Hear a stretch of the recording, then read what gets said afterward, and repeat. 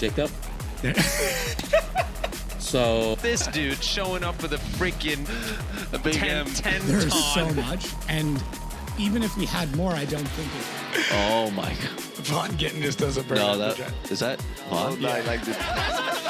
You also have gigantic hands. In that car right now. We didn't fly all the ways here to watch you walk around in a sling. Look, the holidays are coming. I don't know which holiday it is. Could be Valentine's Day. Could be Arbor Day. Could be any day. Might be Black Friday. Might be Christmas. I have no idea when this ad is coming out. But what I do know is that you can use podcast 25 at checkout and save yourself 20%. So why haven't you done it yet? What's going on, everybody? Welcome back to the Outerzone, the official podcast of Formula Drift. My name is Jacob Gettins, and we've got the beast in the bay, Mr. Matt Field. Matt, there's something I've talked about, which is the more difficult the setup is to get a podcast going, the better the driver is. So based on what you and I have gone through the last 45 minutes, you're like, dude, there's a championship or two coming your way any year now.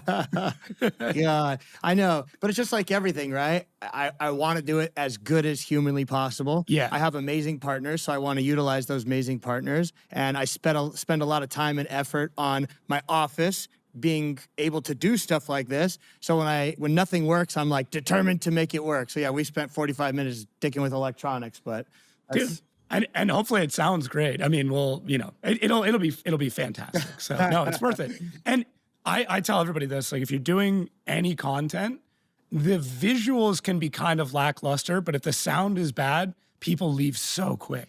And that's what's crazy. I don't quite get it because maybe that's not how I consume content, but that's absolutely a thing nowadays. Like if mics, everyone's holding a mic. You want to know something that drives me crazy? People who hold the like I don't get it. It's a young guy's thing. The Nate Hamilton. Nate Hamilton. It's a young guy's thing, I guess. So what I just clip it on my hat like a gym bro and go for it because I don't even like it around here being all bacon necky either. So I don't know. That's fair. I always like there's a few podcasts I listen to and they'll like the same mic. And this is not a small microphone. No. And they're holding it up and I'm like, bro, that's like $600 you're just hanging in your hand. Like, can you just please put it on something? I like the podcasts that have the overhead so that you can grab it and get excited, and then they're all like on the retractable arms. I like that.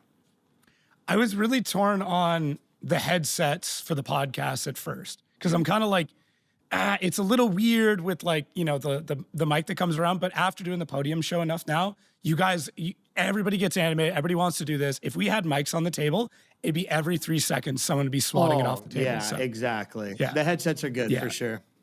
Yeah, they've worked out pretty well. So, dude, thank you. Appreciate the time and getting this out. I know you are insanely busy to explain how the sausage is made for anybody. We're recording this on Monday night before Shoreline Showdown. Yeah. So how are you feeling? Because we got a pretty good break. Are you prepped? Are you ready to go? Or are you like body still off the car? So the race car is good. Okay. Alec, who's my right-hand man, my crew chief, he's here at the shop every day with me. He goes everywhere with me. He's my guy.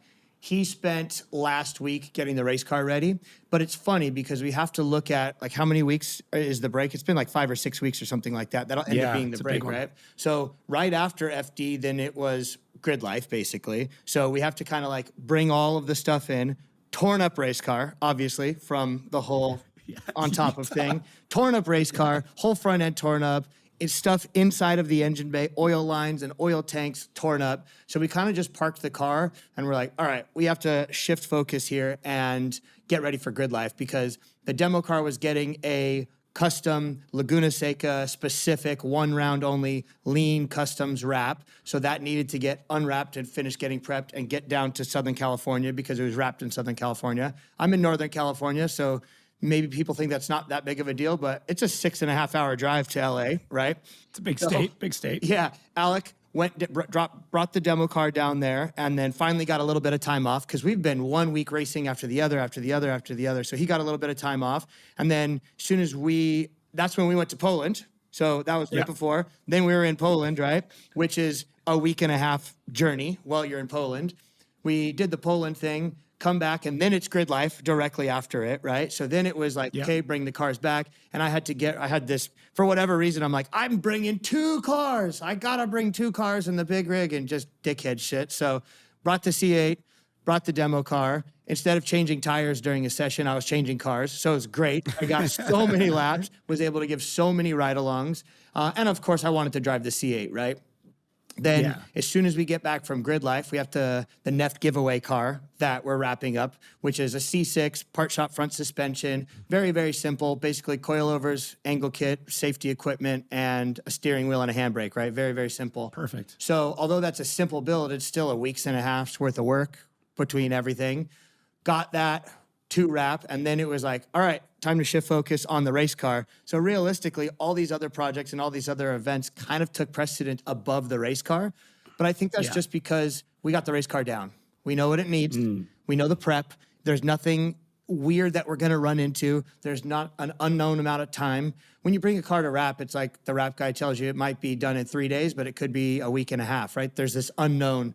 With the race car, even though it's torn up, we know exactly how long it takes to fit fenders, know how long it takes to do a new bumper and new hood, know how long it takes to do logos, know how long it takes to fix the dry sump tank, know how long it takes to align it. So I think we kind of left that for the, I wouldn't say last minute, but we budgeted a week's worth of work to prep that car, which Alec got it done. But then today, you know what I was doing today? Finishing my trailer generator because it overheated and blew up 2 rounds ago. And my dad rebuilt the engine and we put the generator back together and we put it in the trailer. So it's like, I love people think that it's just this glamorous life of travel and just showing up to the racetrack. But that's what I told you, Jacob. I'm like, yo, I'll be putting my generator in my trailer.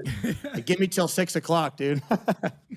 No, it worked out well. I mean, it is, there's so much more that ends up happening. It's so easy to like see the social media posts like, oh, we're just here at this place doing this thing. And it's like, even the Poland, like just the logistics of trying to get that all arranged.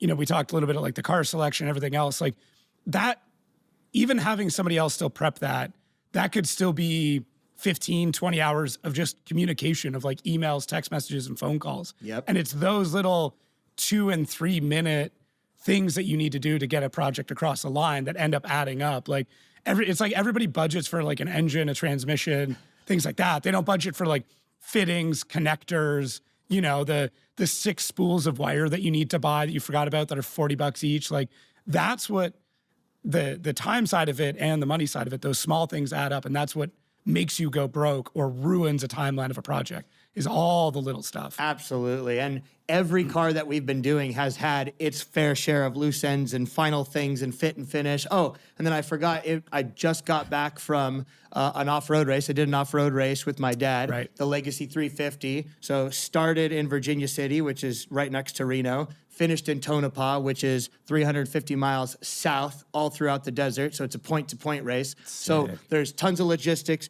2 chase trucks, fuel stops, spares in every location, plus the truck and trailer had to go on its own down the freeway as well. So we got back at, I don't know, like 9 or 10 o'clock at night last night from being in an off-road race all weekend last weekend, and now we're going into the finals. We leave in 2 days. So that's racing though, right? Man.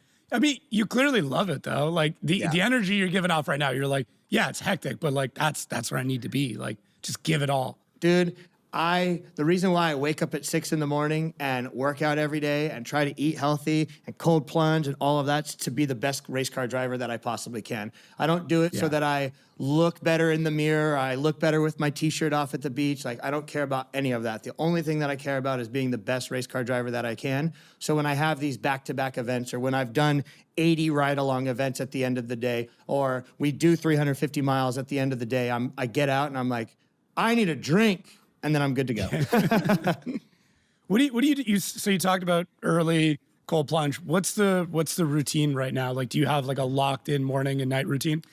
Yeah. So morning alarm goes off at 6, Monday through Friday, no matter what. Even if I'm late the night before or at the shop late or whatever it is, goes off at 6 a.m. I kind of wander to the coffee maker and I purposely don't put like, you know how you could just push a button and then it brews because the night before you filled it with water and you filled it with coffee. Yeah. I purposely don't do that so that I have like that little bit of mental awakening so that I have to get the coffee and I have to fill it and I put my cup there and then I start making the coffee. Then go try to take a shit while the coffee's brewing, try to time it so that that works out. And then by then have a sip of coffee, kind of just sit for a second and be like, all right, psych myself into getting into this 37-degree water that I don't want to do at 6:28 in the morning. I don't want to do it, but I win every morning. Yeah. I fucking win. So Yeah. I get in that thing and I do 2 minutes, 2.5 minutes. And then by then I'm like, all right, I'm pumped, ready to go. I got a 5-minute drive to the gym. Then I do CrossFit. I go to Brethren CrossFit, Okay. a local gym right where I live. And that's been life-changing to me, for sure. And then I just work as hard as I possibly can that day. And this is the way I look at it. Like, I think a lot of people, when they go to the gym, they just think like gym bros and PRs and how much do you bench? And although that's great, like I people who do that, I have the most respect for them. All I do is show up every day and work as hard as I can that day. Some days I crush it. Some days I don't do very good at all. Some days you fail on the reps, you can't do the movements, you know you're not working to your full potential, but that's everything that I could do at that moment, in that morning with what was currently going on in my life. Come home, greet the dog, greet my wife, make breakfast, hop in the shower. I'm at the shop between 9 and 9:30. And then I'm here every day that I'm not racing. I'm at the shop. And I try to get out of here at 7:30. I feel like I try. Most of the time I do pretty good. But the days of being like at the shop till midnight are kind of over. But that's all due to my crew. My crew is amazing. And they allow me to have a life where I can have a wife and I can go home. And Alex like, it's all good, bro. I'll stay and finish it. And I get to go home and have dinner and walk the dog and decompress and chat with my wife for 45 minutes and then turn on TV and I'm out. Yeah. No, it's that balance, I think, is something that like more and more drivers are recognizing now, where they realize that like the working till midnight, the sleepless nights, the sleeping in a trailer, the like eating like crap, like I found that is starting to go away. There's a few drivers that are talking about like, oh man, like the party days are gone. And I'm like, I don't think they're not gone. They're just like with a different group of people. Yeah. Like it's the younger drivers who are coming in that are still partying and going out and doing dumb stuff. Although I will say every driver on the grid within the last 12 months has gone out and done dumb shit. I'm just going to put that out there. I don't think any of you have, trying to think of who like the biggest teetotaler would be on the grid at this point. The biggest what? Like teetotaler, like just like, okay, I'm going to get an early night's sleep. Like you guys go What have is fun. this term? Like, Teetotaler. What are the origins never of this heard term? that? No. oh, Explain. really? Yeah. Okay. No, it's just like somebody like, well, everybody else is like drinking, like going out and getting plastered. They're like holding a cup of tea, just like waiting for the party to be over. Yeah. So, Do any drivers just straight up not drink? I wonder. I don't know. I mean, Vaughn has chilled a lot in the Yeah. last couple of years, but like, dude still hangs. Yeah. I haven't seen it this year because he hasn't been around, but like, dude still, I think Manoa probably doesn't drink just due to the age. Yeah. You're probably right. Yeah. That's a fair one. Yeah. I don't know though. I'm trying to like run through. I feel like Castro. Nah, that guy drinks. I crushed He beers does, with him when yeah. he beat me in Orlando, that fucking Okay. guy. I don't know. Everybody enjoys a good time. I do think so that's too. the case. But well, I yeah. think especially as drivers doing Formula Drift, right? We work so hard the weeks before, the days before, the hours before, that when you finally get knocked out or you're finally finishing packing your trailer up or whatever it is, you're like, I deserve a beer. And yeah, I think some people drink a couple more drinks than others and some people don't. Yeah. But I think everybody that I kind of see driver-wise, they all know that they deserve to let loose every once in a while, and they do. That's good. Yeah, that's fair. That's fair. I want to kind of like go back. We talked very briefly, but a lot about the different sponsors, the different stuff you got going on. You mentioned Lean Customs, custom livery for one event. Yeah, I got a pin. Look at that. That's the that's sick. pin of the Grid Life specific livery. Yeah, it's cool. It looked great. Like the green looked sick. It was immediately eye catching. As soon as I walked by the pits, I think you and I saw you. I was like, dude, and you're like, right? I'm like, Right? this is Whose this car is that? I know. How do these conversations start? Because like we don't talk about partnership stuff enough, in my opinion. I think it's this like mystery box where people are like, oh, I just built a proposal and I cold email 600 people and somebody's just going to throw me a check for $100,000. It's like, no, like literally none of that is how this works. So can you break down either that deal or one of the deals you've figured out and be like, okay, here's the story of how we went from I had no idea who they were to now we're doing business together. I actually love the Lean Custom story because sick. it starts with like a tragedy, right? So it's, what is it, 2023. Falcon gives me a call. It's December. It's middle of it's like December 20th, basically. And I get a call basically saying that they're pulling the plug on the whole professional drift program. I'm like, I lost a tire sponsor and a title sponsor in one phone call after having a good year, after having a good couple years, and kind of expecting a pay raise. And then going from expecting a pay raise and not reaching out to anybody about title, because although necessarily the budget wasn't fully title budget coming from Falcon, it was still plenty to go racing. And it was a very polished, good look for the program. No matter what, like being a teal and blue driver is like iconic. And like that, no one could ever take that away from me. And it feels so good to be able to like see these teal and blue helmets in my office and your teal and blue suit. Like it was special. So to lose that deal, it was like, what are we going to do? Right. Obviously, Borla came in and completely saved the day. And that was a relationship that was been cultivated for, I don't know, the past 8 years or something. And we can get into that after. But that was like my savior. But the Lean Customs thing, I got invited to Fuel Fest. So I'm going out, doing ride-alongs, just having a good time. My first time at Fuel Fest, Arizona. And that's when they did T-Pain at like the local casino. And there was like a small venue inside of the casino. It was sick. And T-Pain was there. So all of us, like the vendors and the drivers, all got tickets to go see him.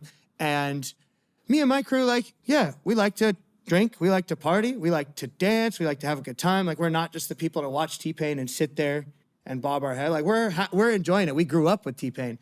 So we're dancing and having a riot and having drinks and having a good time. And then right next to me, this guy's like, hey, Matt, how you doing? My name's Hansel. I own Lee Customs. I've pinned your car a couple of times, but I've never like introduced because we've just talked on email. And then, you know, my pins are being sold over there in Vendor's Alley, and we're over here racing at all the events that he does. But it was just a moment where he looked over. We're like, yeah, freaking rock on, T-Pain. And he walked over to me and he's like, hey, I heard about the Falcon deal, which was, it probably happened 5 or 8 days before we talked, right? Because it was, we're at an event, got the rug pulled out from under me, and then literally like the next weekend we were at Fuel Fest, and by then it had been out in the internet to grab for it. And he said, I heard about the Falcon deal. I want to see how I can help your program. I know that stuff's changing. I know that there's going to be some position to open up now that there's a lot of changes within your program. So hit me up. I'd love to chat. And then I kind of just figured it would be a lower end partnership or nothing outrageous, and maybe some pins and maybe a little bit of budget or something, but nothing crazy. Because what he was doing for the drivers, where he makes pins, he gives you 100 pins, 50 pins, whatever. You get to sell them if you want. He sells his. If you would like no pins and you would like some kickback from him, like every driver worked their own deal with him, right? Which is great because he ended up pinning like, I would say, half of the field of cars or a third of the field of the cars. Like he does really, really cool stuff. But with this, I was like, okay, waited till after Christmas, New Year's rolled around. I hit him up. I'm like, hey, you said, you know, we're chilling. You mentioned that you would like to have a chat. This is kind of what the program is looking like. And he was like, we chatted back and forth, and I couldn't believe, because he was like, what about the roof? I'm like, yeah, I mean, the roof's like, that's a big panel. I wasn't necessarily expecting that large of a partnership. And he was like, I want the roof. And I feel like at that time, no one was really selling their roof. They all had like their numbers or their name on the roof or something. But that was right when the FPV drones and the overhead drones were really coming in. They started utilizing them on every single run. It wasn't like, oh, every once in a while we get it. It was a standard. It just had become a standard. Like you get the overhead and the FPV drone for damn near every single run. And he kind of saw that. And in his mind, he decided that he wanted to buy that roof. And then I was like, at first, I'm like, damn, just the roof? Like, I'll give him a little logo on the side of the car for these side pictures and everything. But dude, that's like the best spot nowadays with how drifting is filmed nowadays. So that partnership was just being in the right place, being at the right time, being a guy who has worked with somebody before, right? We worked with somebody before. I wasn't difficult to work with. I did my best to push on social media, hey, these guys have these pins, go buy them. They have their booth at Long Beach, right? I didn't just say, yeah, sell my pins, I don't care, give me 50 and fuck off. Like, I made it a point to try to hold up my end of the deal, even if it was just a pin partnership. And I think that we showed what we were capable of. We showed that we're easy to work with, and if we say we're going to do it, we're going to do it. And then when the opportunity presented itself, he just decided, if I'm going to work with somebody, it's going to be Matt. But like, how could I have convinced him any other way than just how it happened that I was the guy to work with, you know? I have no idea. Yeah. No, and it brings up like a lot of the points that I think are inherent with drivers that are successful, but maybe not communicated, which is relationships take a long time to build. You mentioned, years and years on this. Starting small doesn't mean you're going to finish small. Because so many drivers are like, oh, I'm just getting a discount. I'm like, bro, cool. You got a discount today. See what happens. It's so frustrating. People I don't want to never cut you accept off, but this is a perfect thing because so many people are like, unless I'm getting 10 grand, it ain't worth it, right? Which is crazy to me. So I tell all the drivers that I try to give any advice, because people ask me questions about partnerships all the time. And I'm like, dude, how I started most of my partnerships is with a phone call. And I tell them, hey, I already buy your product. I believe in your product and I currently use it. I'm going to keep using it. If you like what I'm doing, let me know. We can start this relationship. But I'm just telling you, I've been using it and I like it and I'm going to continue using it. So let me know, guys. And almost 9 times out of 10, they'll at least give you product. No matter what, you'll get product. And then anything after that is just a discussion based off of your performance and what you've already been able to show them what you've done. Yeah, no, that's fair. That's like absolutely spot on. I literally wrote an email or built a proposal today. I just had this idea for a project. I'm like, I don't know if this could ever work, but like, I'm already using an immense amount of this product. And I'm like, okay, let me just do a quick search, found the right person, did a little LinkedIn dive, found the right email. And I'm like, okay, the tricks of the trade. And I was like, okay, here's a proposal. I've already spent several $100s. Here's me proving that. I want to find, I now need several thousands of dollars of this product to do this crazy idea that I've got. And we'll see what happens. But I didn't just go and cold email a bunch of other of their competitors to be like that. Now, alternatively, if they say no, I could go to another company and be like, hey, I've already bought X amount of product from your competitor. I have this big project and I need more. Would you be willing to take, my business from this competitor? And that's after the first person says no. Yeah, but they're not going to say no. They're going to be like, they're going to want to be involved on some level. Whether they're going to give you the 10 grand or whatever that you're asking for, maybe not, but they're going to want to be involved on some level. But then I need like $5,000 and basically a credit on their store is all I'm asking for. I'm like, I have this project, but like, I need like $5,000 worth of your product. You don't even have to send me the money. Just give me a gift certificate or a discount code worth $5,000, and I'm just going to order it from you. And then you're going to get all this PR, and I'm not out of pocket at all. They're going to say yes. I believe that they will, for sure. I'll tell you what it is after. I don't want someone to blow it on the spot, but anyways. But dude, that's the thing. I think that people, I've heard it so many times. They're like, oh, I need to come up with $100,000 to run this season, whatever it is. But they're looking for one partner for $100,000, And dude, it was actually one of my buddies. His name's Ryan Martin, and I did shifter cart racing, like just for fun. I would go up to Sonoma, and then I just met the guys. I used to bring like this piece of shit 80cc shifter that wasn't even legal to go out there on the practice days, but I just bought it. I used to rip it up and down my street at my house. So I brought it to the track, and I met this kid he's like champion in Northern California, and he decided he wanted to go do circle track racing, right? So he hit me up for sponsorship. And I'm like, this is hilarious. First of all, you're racing in something that has nothing to do with me at all. Right. But I appreciate the hustle. And I've been there, I've done that. And he's just like, anything. He's like, you want to give me $100 a race? I'll take it. And I'm like, this is what I'm talking about. Like, yeah, I can afford $100 a race. How many races you gonna do? He's like, 8 or 9 races a year. I'm like, of course, no problem. Yeah. Let me know when you're racing. I'll send you $100. No problem. He put my sticker on the circle track car, which means nothing to anybody involved in that world. But he told me, he was just like, dude, my dad told me if I need $100,000, just get $100 from 100 people. And then you got your budget, right? You don't have to, or whatever. You need $1 million, you get a dollar from 1 million people. But you can get the money. So these people who are strictly like 10 grand, 25 grand for a title or nothing, dude, the chances of you getting that's really, really slim until you are established. But sometimes you just need to reach out to guys like me for $100 because I'm like, yeah, I'll give this kid $100 to see him chase his dreams. And dude, he's out there like doing actual races. And he just messaged me the other day about going back and doing some more races. So I'm like, I love it. Yeah. I exact same story. Some kid out of the Netherlands racing go-karts. I can't remember what class it was, like, it might have been a 100cc class. He's like 10 years old and just likes drifting and was like, I can't compete in drifting, but I can compete in go-karts. Found my email, like my company email, hit me up, full proposal, already rendered the cart with our logos on it. And he's like, this is what it could look like. And I'm like, holy shit. Yeah. I'm like, this is great. I'm like, I know it's coming from your parents, but like either way. And then sent me a voice memo with the email saying like, hi, this is my name. This is what I do. Like, you know, and it was to me and like explaining it all. I'm like, yeah, done deal. And I think I wired him money like 3 or 4 days later. Yeah. And I'm like, whatever, like same thing. I'm like, the amount of effort you put into that is worth the amount of money I'm going to send you anyways.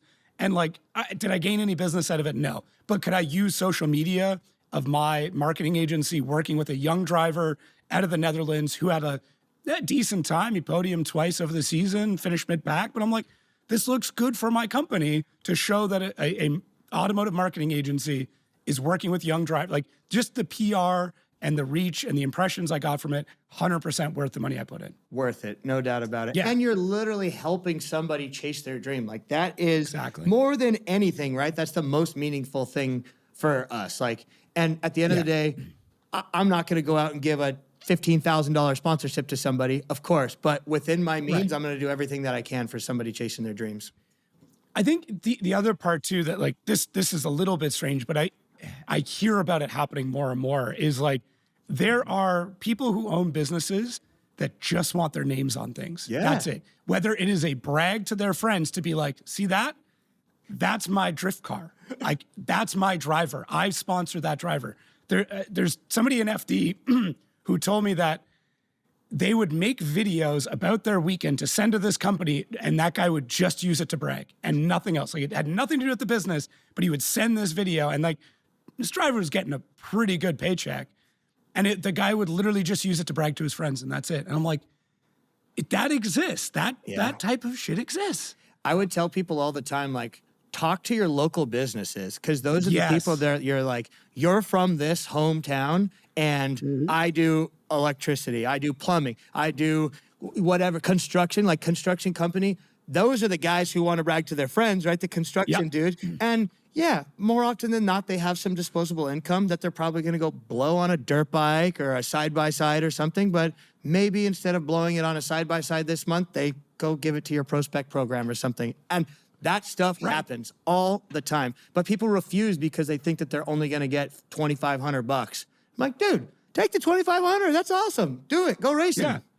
Yeah, throw a little logo on at the end of the season. You know, send them the content, send them the photos. The end of the season, you know, take $100 or $200 of the money he sent you, get a really nice framed photo of you signing autographs with, you know, your car in the background. You know, get an artist to do something awesome. Send that back. And then the next year, that check's coming again. Yep. Because every day in his office, he sees you, you know, being excited, his logo on the car. And then when you come back in August or September to be like, hey, I'm looking at next year. He's like, bro, can't wait for my next photo. Here's a check for $5,000 this year. Like, and I've done so many different things. I've done frustrating. skateboards to partners. The other year I did these really cool metal signs that like have the outline of the C6 with Borla down the side. Cool. I did a book one year of just all of Larry's, like my favorite pictures throughout the rounds. And it was like a thick, nice laminated book. I've done some cheaper ones just as a metal sign with the picture on it. I've sent just pictures, but you got to make sure you do that. You got to make sure you get that personal thank you. You got to make sure you text the people that are the most important to you on Christmas Day, Merry fucking Christmas. Like that goes a long way. And it's just to show them that like you're thinking about them and you're grateful for them. Text them Happy Thanksgiving. Like those are the times where you reflect to be thankful. And these are the partners that literally make my life possible. I make sure to message them every one of those big holidays, no matter what. And like to bring it back to Borla, like they bailed me out in the worst possible time. And now it's definitely one, in my opinion, when you see the program, you see the fit. You cracking a beer over there, dude? No, I'm cracking a seltzer water that may or may not be not in aligned with our sponsors. Yeah. I feel like when you see the fit and the finish of the program and you see the branding across all of the vehicles and the trucks and the trailers and everything, for me, it's been like, I would never be able to be in the position that I am to chase the dreams and build a brand new C8 Corvette without David Borla. Like he, no doubt about it, knew that I was in my time of need, and instead of negotiating to take advantage of me when I was most vulnerable, not having a tire partner or a title sponsor, he went the opposite way and invested in me and gave me a multi-year contract. And then as we get through 1 year, I say, hey, I'd like to talk about an extension. Done. No problem. No questions asked. And I don't think it's because I'm just sitting there cranking out videos of installing exhausts, right? It's not about that. It's about the entire holistic view of the program. Like, why do you think I have a red and black Logitech microphone in front of me, right? Subtle, but it works, yeah. Yeah, like, why is everything black? All my cars, my daily driver is black. Everything is black and red now. It's because I decided, I'm like, hey, I'm moving on from teal and blue. My new life is Borla. My new everything is black and red. I bought a wakeboard boat last year, black and red. No questions. The boards that I buy, black and red. Mechanics gloves, black and red. Everything. And I think that it's just, it's being inclusive of your partners and being mindful that the team colors mean something to them. And that relationship was cultivated from a tiny little sticker that was on my fender into them being the title partner of me up until the end of 2026. And, you know, now we're getting towards the end of the year where it's time to start negotiating about 2027 and onward. Yeah. And it's good that you talk about that too, that like you're already getting ahead of that time frame. Cause like a lot of people think like, oh, like, you know, season's over, better start on like partners. Like, bro, if you're not on this every single day, you are so far behind. Like, I so badly just want to dispel the myth of like going to SEMA, going to PRI and getting a partner. Yeah. Like in my time, and I haven't been around this as long as a lot of you guys have, but like, I don't know if I've ever seen someone or heard of someone go to SEMA or PRI with a paper proposal and walk it with a check. I don't believe it's ever happened. No. Right? But just what we've been talking about, you meet somebody at SEMA. That's it. You see them in the nightclub. You buy them a drink and you say, can I give you a call on probably Wednesday? Because you're probably going to be hungover Monday, Tuesday. Is Wednesday cool? Yeah. Can I hit you up on Wednesday? And they're like, hit me up. And you're like, all right. And then 5 or 7 years later, then you get a check. Word of advice, if you want someone's actual attention, Wednesday or Thursday are two best days to send emails. Monday, there's no way they're getting caught up. Tuesday is the most productive day. Wednesday, back and forth, end of day is all right. Thursday, if you want a response to an email, send it on a Thursday, you will get it. Because it's just like, anyways, that's like my go-to. And it's a strategy though. You have to really think about all of this because you got to remember, you're coming to somebody with your hand out. Please give me some money, would you? Please. Yeah. Like you gotta hit them when the time is right, and you have to be courteous, and you can't just be like, bro, are you ready for a chat? Or, hey, you said you were gonna send this. What's up with that? Like, you kind of have to be courteous. And I feel like the more courteous you are, but you put that out there, that's what you get back, right? You're a nice guy. Yeah. You respect people. You're gonna get that respect back. Yeah, and patient, I think, is the other part too. Like, people are busy. Like, I don't know how many emails you get. I'm like 80 to 90 a day at this point. Yeah. And like a lot of it's just junk and shit, but like you're archiving stuff and like maybe you know, lose it. I worked on a deal recently and I was 15 emails and the dude literally sent back and 15 is a lot. Like, that's a lot. Yeah. But I wanted this thing to happen. You're and the guy literally determined, emailed, yeah. And the guy emailed me back. He's like, I am so incredibly sorry. I owe you at bare minimum an answer. And then explained all the crazy shit that was going on with him and why he couldn't respond to me. Yeah. And he's like, but the fact that every single week for 15 weeks, you emailed me politely and patiently with the information. And then, saying I can't talk about it, but like, I have a crazy, weird, out of my mind, like, thing that's about to happen to me at the end of this month, early next month. And it's like, and that literally came from some conversation, somebody that I met, And it's shit like that happens all the time. But like, if I would have sent one email, I never would have got a response back. Yep. And you would have been bummed out. Like, screw that guy, man. Yeah, you're right. Yeah. People are busy. Yeah. No doubt about it. People are busy. I Like know crazy for me, busy, it's but- tough balancing my time in here in front of a computer and then out there in the shop where I really want to be. But yeah, I wouldn't have it any other way. I love it. Yeah. And literally probably once a week, I think about, all right, I'm going to go pick up this trailer and bring it here, and then pick up this car and bring it here, and then that car needs to go here, and then I got to do some shop stuff, and I got to test drive 3 customers' cars, then I got to shoot some social for Drift Cave, then I have this meeting with this, and then all the meanwhile, it's like first thing in the morning, and I'm just bringing a trailer somewhere. And it's like, normally you'd be bringing a trailer on the weekend, or you're doing that after work, but like, this is my full-time job. We are a professional, for-profit race team, and all we do is racing things, trucks and trailers and shop and cars every single day. And it's just the most unbelievable thing because there was no way that I would have ever thought that this would have been possible, 5, 10, 8, whenever I started drifting. There's absolutely no way that I thought it was possible. So I'm just thankful, and I get excited to be able to come to the shop every day and work on race cars and take meetings and do stuff like this. Yeah, and like this is, at the end of the day, this is part of your job as a professional race car driver is like, whether you want to do this or not, I have no idea. But either way, you're here. But it's like that commitment to be like, no, like this could help with this. Maybe I'll talk about that. I'm supporting, you very strategically placed partner stuff. Like that is just part of it. And you could, right? And you could easily send this off to whoever and be like, hey, just so you know, this interview I did got this many views. Your logo is in it the whole time. Just want to let you know. Or even subtly, just be like, hey, just want to let you know, I did a podcast recently. We talked a little bit about you guys. Just want to make sure, is this okay? Or like, do you like it? Whatever, right? Yeah. You can be a little sly about it, right? Yeah. You nudge them, for sure. Yeah. Like I talked about you, like, are you cool with me talking about you in this way? And they're like, oh, like I've done those. Like, I just want to check that what I did was okay. Meanwhile, you're just kind of waiting for the gratitude to come back. Yeah, absolutely. And a little sneaky, but. Dude, but that's the thing.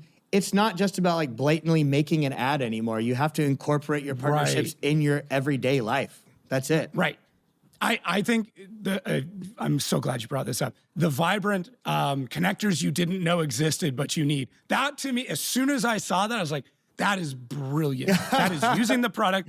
That's using the product. It's showcasing slow-moving SKUs, right? That don't get a lot of attention. It is funny because a lot of the times you're like, I don't even know what the heck this thing is, but I'm going to tell you about it. And it's like, it's very you. And they just went, we're just going to, here's some stuff. I don't know if you picked them or they picked them or however it works, but like, that's a great piece of information that is just a low-key ad the whole time. And that's the thing too, right? And here, we'll get into the nitty and gritty about partnerships. So Vibrant also sells mufflers, right? Right. Borla is an exhaust company. So for them, having a logo on the side of the car that says Borla, they're almost like, we can't use any of this content that you're sending, right? So I have to then strategically place their logo in a place that helps separate that from Borla a little bit, right? Depending on the angles of things, front bumpers, right? Like you really have to think about this. And instead of just saying like, okay, that's where this relationship ends, it can only ever grow this big due to this conflict, I was like, no way, dude. I'm going to figure this out. And I'm going to find a way that I can bring value to this partnership that's when I'm not in that race car that is titled Borla. I'm going to find a way. And dude, I'm the kind of guy like I'll wake up in the morning, first thing. Oh, one thing I try to do in the morning is not look at my phone for at least 30 minutes. You know how amazing and how hard that is? So hard, but it's amazing. But sometimes I wake up and I'll be like, oh, that's a good video idea. And I'll run to my phone and I'll put it in. Or literally we might be doing this and I'll have an idea and I put it in my phone. And that was one of the ideas that just sparked in my head in the middle of a meeting with a totally different company, different people. But we were talking about content and style and what they need and blah, blah, blah. And then I was like, there's a reason why I did my office to try to be like a studio. It's because I want to be able to utilize things like this and shoot it in a secure place in a background that people notice. They're like, oh, and I'd actually be able to do a series. And man, and that's the thing. It's not even a stretch. All of those fittings are insane. Like you Yeah. would never, ever dig, but I just went through and a lot of them are cool fittings that I actually use. And I know that no one has ever seen before, or the majority of people have never seen before. So, I got 10 of those that I actually use. And then I got another 10 or 15 that as I was going through their site, I'm like, 10 mil by 1.0 turbo drain plug thumb screw? Like, what? That is sick. So I'm like, oh, I'll get that. And then one of the things that I found, it was funny that I never knew existed. You basically pull out an oil pressure sensor out of the back of an LS engine. All LS engines basically have the same thread on the back where the oil pressure sensor is. And it allows you to keep your stock oil pressure sensor and then add either another one for a gauge or a turbo feed line or something like that. And I was like, you know how many different fittings I've mashed together and drilled out on my lathe and done all kinds of things to make this fitting? I'm like, how long has this thing been out, Bruno? How long you guys had this thing? He's like, dude, Matt, like 8 years or something like that. I'm like, what have I been doing with my life? So I literally make it a point to do that. And I have a box of them sitting right here that I'm going to continue doing. I probably have another 10 of those before the year is over. So I try to shoot cool. 5 or 6 of them in a row, but I don't want to shoot the whole season, because I think that also doing that, having your energy concurrent to what's currently going on, I think is authentic. I think if I was to just shoot everything in January, but then by the end of the year, you want to wear a different shirt, or you kind of have some different tattoos, or there's different partners that are important to you that you want to make sure you represent during that time, it just takes it away a little bit. So I like to do them kind of as we go throughout the year. Yeah, I like that. Like mini batches. You're not doing all at once. That's smart. I like that. I know. We have done very similar things where you're just like, okay, I know I can bang out 5 right now. I got it in me. Like, let's just get it done. I don't have to worry about it for a month. You know, we've done that with the podcast where there was a week, I think that's we did tough for 6. you, dude. I can't even imagine doing back-to-back podcasts. Like, that's draining, dude. It is and it's not. I try to feed off the energy of the guests. Like, if you're pumped, you're excited, you want to get into it, I'll do that. I've also had it interviews where people are just very chill, like a Mike Kojima. Like, my energy with a Mike Kojima is not the same with a Matt Field, right? Hey, that must have been a long episode. Sorry, Mike. It was a good one though. No. We we nerded out about, without going into the whole thing, but when a tire is drifting, there is a small puddle of gas where the tire is sublimating. So it's going from a solid to a gas and skipping the liquid phase. And you guys are actually at times driving on that puddle. And often when the wheel speed is a little too much, that lift, that lack of grip is actually because you are hovering above the track for a moment. And that's why you're losing the grip. And it has everything to do with the compound and the temperature and everything. So I think there's 30 minutes of that video where we just talk about that puddle that him and I have both noticed. God. But it's dude, it's great. But that allows for me, the very nerdy technical shit that I love to get into. You and I chatting about marketing, that's my day job. That's what I do all day. All I do is think about marketing. So it's great when I get to talk to you guys about that, because it's something else that I'm very, very passionate and excited about. So, but yeah, dude, I have no issues doing 3, 4.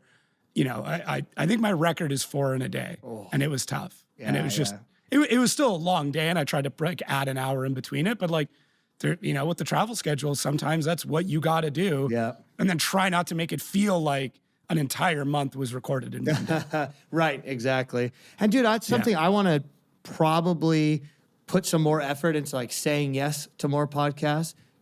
Yeah. I don't know how many drifting specific podcasts there are, but dude, There's a few. I watch Gypsy Tales. They're all about motocross and dirt bikes and everything. I'm like, I want to be a guest on something like that, something kind of out of the blue, but still related to motorsports and racing. And that I think that now that I have a space that I'm very proud of, and my old office when we first did it, it was just a shared space between me and my business partner, Daniel. And I was never in my office because I was out on the floor the entire time. So when we came to the new shop, a lot more room, and we were able to build out, because this is a storage container. We did one for me and one for him, and he has his own storage container office, and I have my own storage container office, and being able to build it out, it makes you appreciate that kind of effort that you put into it, and then it makes me want to do something like this, because I'm extremely proud of my new shop and the layout and everything, and now I'm like, all right, I have some energy to put into wanting to be in a podcast because I'm in a space that allows me to do it. Yeah, it's like anything. A lot of people told me this with like sim drifting. It's like, have it set up. Like if you have to turn something on, if you have to move something, if you got to clamp something, you're not going to do it. That's true. Any bit of friction you add between the idea and the activity of doing something will cut down on that. You know, a gym being too far away. Yep. Whatever those things are, the more friction between those two things, the less likely you are. So I learned that with the old studio, where I had it on voice command, where like I could sit down. I would say, I don't want to say it because it'll do a bunch of weird shit here. But like I could literally say, what's your secret word? Let's start guessing yeah, his secret word. I think at that ladies time it and was gentlemen. like podcast time or something. There's a new one now. And literally the cameras would turn on, the lights would turn on, the background would dim. I had a TV that was back there. It would turn off. Sick. And I actually had an on-air light that would turn on. So my kids knew if they came into the basement that I was doing a podcast. So I didn't need to do anything. And it was That's so sick. easy because Plus the on-air feels cool, feels professional. Dude, the on-air light is like, it's so great. But and same thing, like I got to a point where, same thing with meetings where I all the lighting and stuff, because there's a camera here as well. So when I'm doing a meeting, I just turn this way. And I just wanted the background to look good, to be professional. Yeah. When I'm in a meeting, you know, I'm charging people a non-insignificant amount of money to talk to me about marketing. I should probably look like I know what the hell I'm doing. Yes. And same thing, I had it set up so anytime I had a meeting, all the lights would turn on 2 minutes before the meeting would go live. And I knew like, oh shit, whatever you're doing, you got to stop because you're about to go into a meeting. So it was linked to your calendar, which is linked to your lights. And you got a smart office, dude. Wow. Dude, this one's not as good because I had to like adapt this space to become an office. Yeah. But my old one, I purpose built for it in our house, where like literally framed it in, drywalled, I'd conduit in the ceiling, all the lights hung from the ceiling. So like there's no cables. Did you do insulation to keep the sound? Like what are like anti-vibration panels and all of that? Yeah, so the ceiling, it was a drop ceiling, but it was like a 1-inch drop ceiling that's like acoustic foam underneath all the way across. And then like there's a light up here that like separates me from the background. That was embedded in the ceiling. Sick. All the cabling and stuff was like cable managed, so the power and the sound were on the opposite sides of the run. That's so there's very no important. interference between the two. Yeah, That's very important. Yeah. So it was great. When I first finished my container office, it rattled and echoed like crazy. And I'm like, all right, well, I put more stuff in there. It'll get better. So I got a rug and you start putting some things and some shelves and whatnot. And it got a little bit better. But so I went and visited Rugged Radios, which is fortunately for me, like 2.5, 3 hours from me. And I got the whole tour of the facility, and they have everything there. So they have like their race shop. They have a little museum because the owner is like a big collector of old school dirt bikes and awesome, cool off-road like old school off-road things.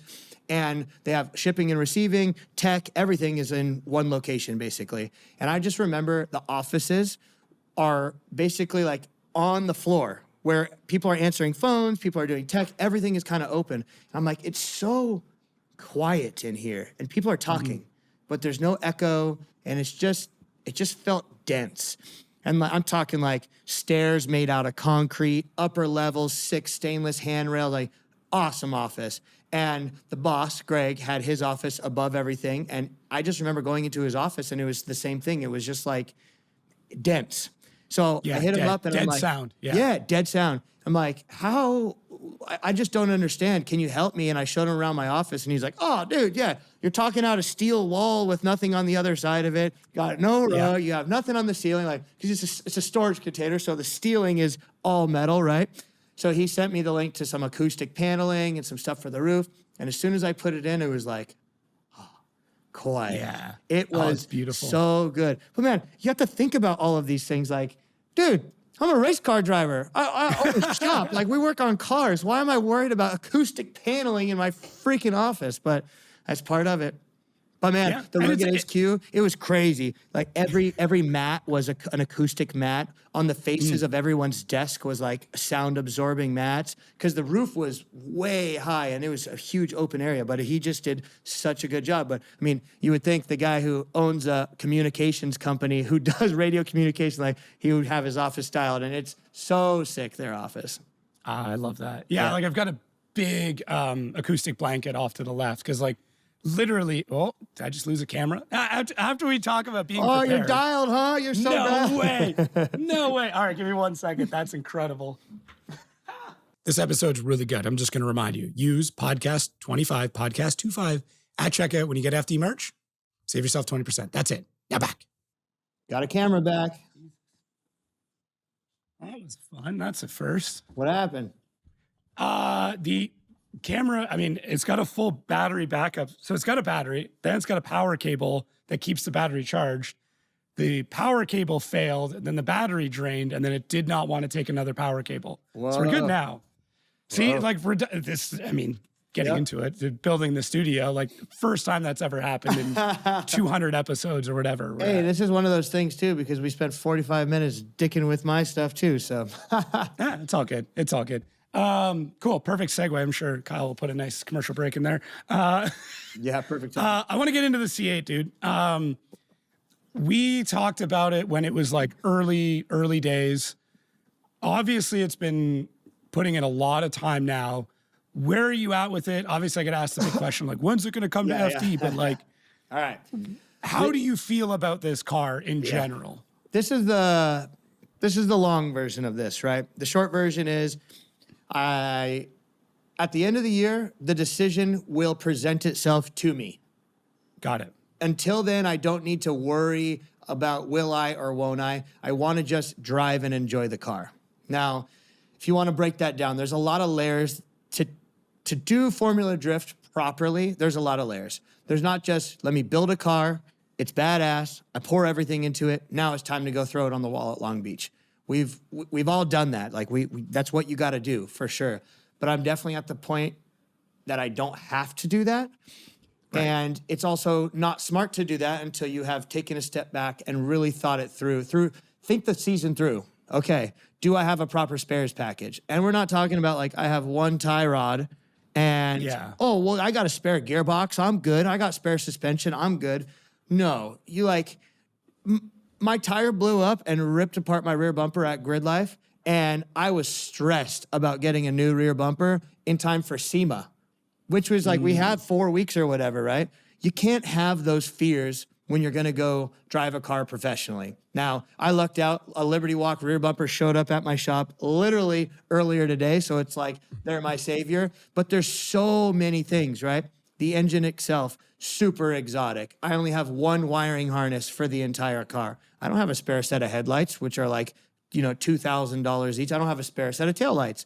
I don't have any spare front suspension, which is no problem. Part Shop Max will be able to bang that out for me. But in the rear, we use a stock stuff that's been on the machine and it's been CNC'd. And it's like, all right, how many hours is it going to take just to get one spare corner together? And you like start doing the math. Spare engine, hours, money. Gearbox, hours, money. And just the whole view of the whole program, you're like, wow, that is a big undertaking just to get a spares package together. Then you're like, all right, let's say you do get all of your spares dialed, because obviously too, when anyone builds a car, they don't have spare everything year one. I get it. But you've been racing long enough. I have 3 of everything for the C6 and I have 2 C6s. So it's like, like there's plenty of things out there. So I'll never be in the position where I'm totally screwed. One way or another, I'll be able to go racing. There's nothing that I won't be able to put together to make the next race. Now, can we get there with the C8 in just this short amount of off season and the budget that we have? Maybe, maybe not. I think that I also need to reach out to some of my partners and be like, hey, is the C8 in Formula Drift important to you? If so, we need to talk budget, because there's just no way that I can magically come up with 180 grand worth of spares to properly campaign that car out of thin air if I'm already running my budget the way that I am right now, right? There's just, that money just has to come from somewhere. So that's a big undertaking. Then although it seems from the outside that car has so many hours and done so many events, it really has. But kind of how it happened is like, it got finished. We went to Thunderhill. We went testing. Logs looked good. Car handled all right. Sounds good. Put it in the trailer, send it to the East Coast to Grid Life for Atlanta. And then it's kind of been on the road and gone. Up until only a month ago, it was in Tennessee because it did Drift Appalachia, it did Hyperfest, it did a bunch of GT Radial Factory Tour ride-alongs, it did Grid Life. And when it comes back, it's like, all right, right in the middle of getting the race car ready to go racing, and then the race car needs this, and then the trucks and the trailers need that. So the C8, I'm like, it looks good, it runs, park it, forget about it, we got racing to do.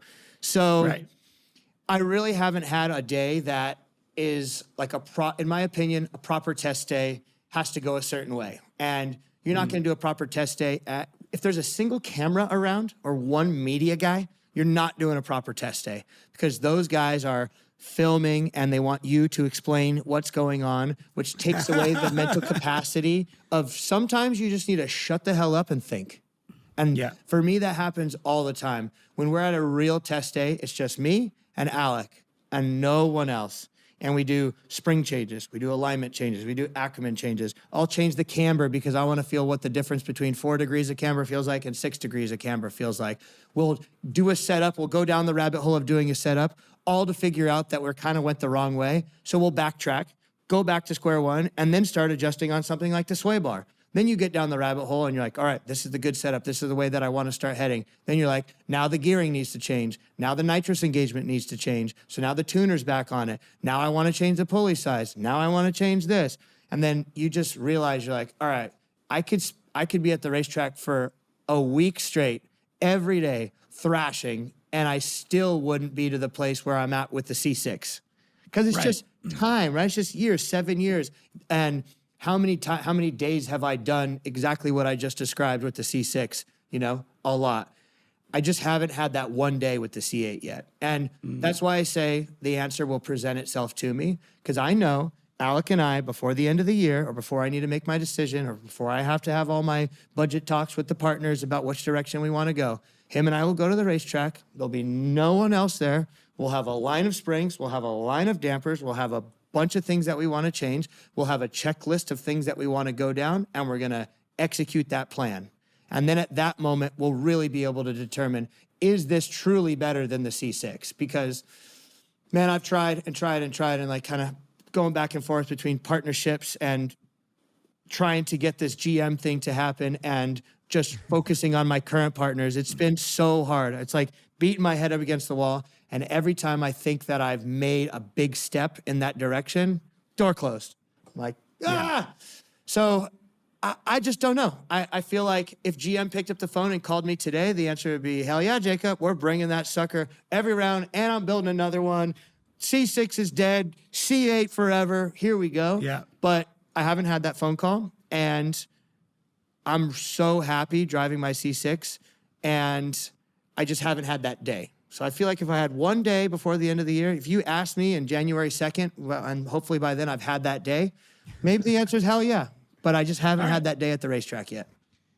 Do you think, given that, like that setup, do you think it is close enough to being competitive, given everything that that car is being? Is it technically mid-engine? Yeah. I guess so it would mid, be technically it's not mid-engine. rear, so that's also right. It's not a Porsche where the engine's this way. The engine's right behind you. Yeah, dude.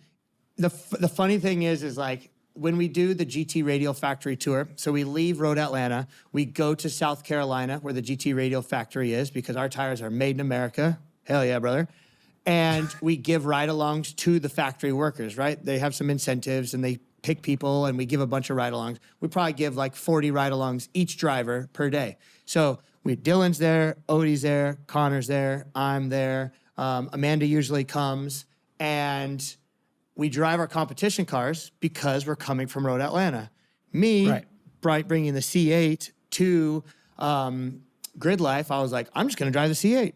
Who cares? And then let me see how it stacks up to these guys with their competition cars. And everyone starts off the same way. No nitrous, tires at 14 pounds, blue shocks, you know. Then one guy pushes another guy around, and then you're like, huh. Oh, and Hero's there too. And you're like, huh. All right, well, I might, take a little bit of air out my tires, and then, all right, I guess I might as well turn the nitrous on because the car's a little bit gripped up now. And then by the, second session, all of us guys are literally dive bombing each other, pass through transitions, entering onto each other's doors, Like, it gets saucy for sure. But Yeah. what do you expect? It's a bunch of pro drivers who just came from a race weekend. Like, we're not giving anyone an inch. And I Yeah. drove the C8 and I was like, this thing's really good. I just rolled Connor Shanahan down their start, like in the wet. This is the third time I've driven the car. I'm like, let me see how it chases. Enter behind Rad Dan and I'm pushing him through the first corner. I'm like, oh, okay. Like, I don't want to tell anybody, but this thing's fucking good.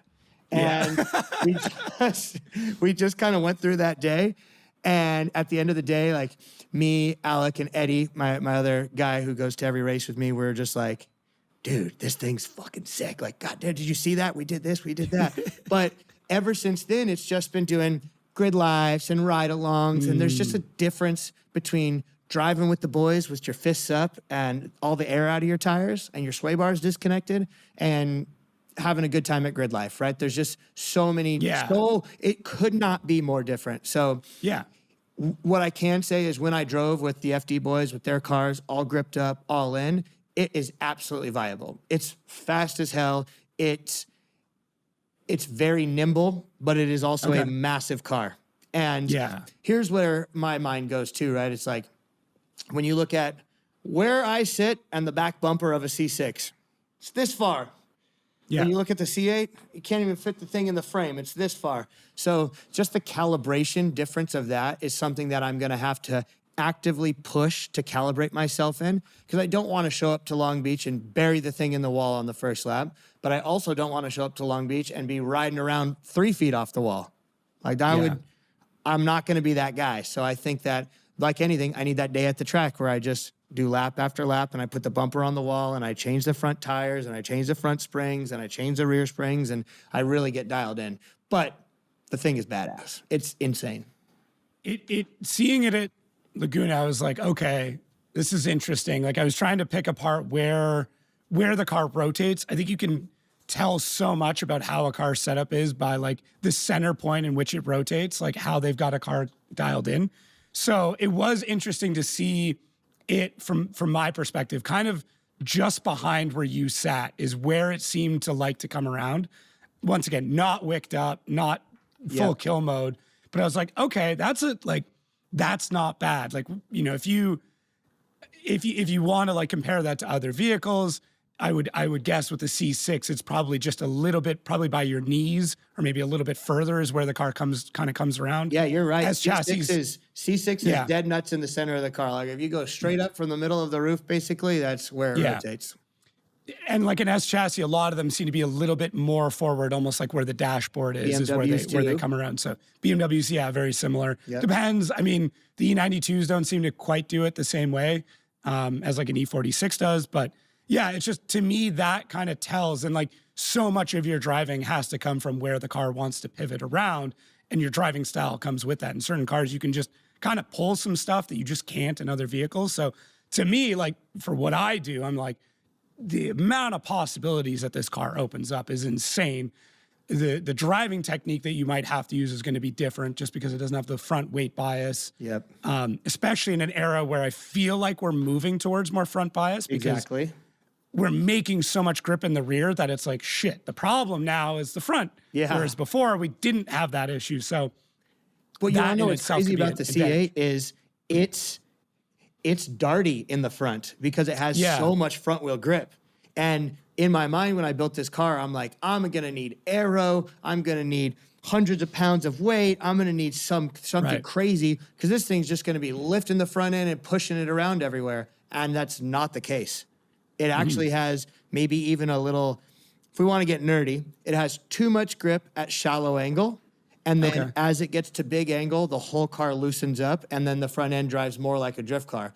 But as you're passing center, if you pass center and do one of these, in a normal drift car, you could pass center and understeer and then unwind it and still be in drift. And you can make it look smooth through a transition because you're kind of pushing the front. You with plow that for thing. a second, Exactly, it'll plow, But in this car, it has so much grip in the front that if you wiggle the wheel or your steering wheel slows down a little bit, you notice it in the body angle. But then that's like, you're not just saying, oh, well, just add tire pressure to the front because it's so much more. You still want the car to dive. You still want it to work under braking. You could do so much with the anti-squat of the rear to kind of compensate for what's going on in the front. But Yeah, I like it.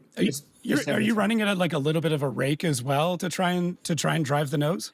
Yeah, for the front, it was so Chris is the CAD engineer for Part Shop Max. He was very particular about the ride height, less because of just like grip, but more just because the shock is this long, our rod ends have this much travel.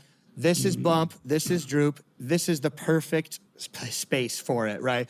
It's going to sit at ride height with this spring rate at this. It's going to fully droop at this shock length. So he kind of gave me a window where everything was going to be happy, where we're talking about rod ends and maxing out angle and the tire not rubbing on things.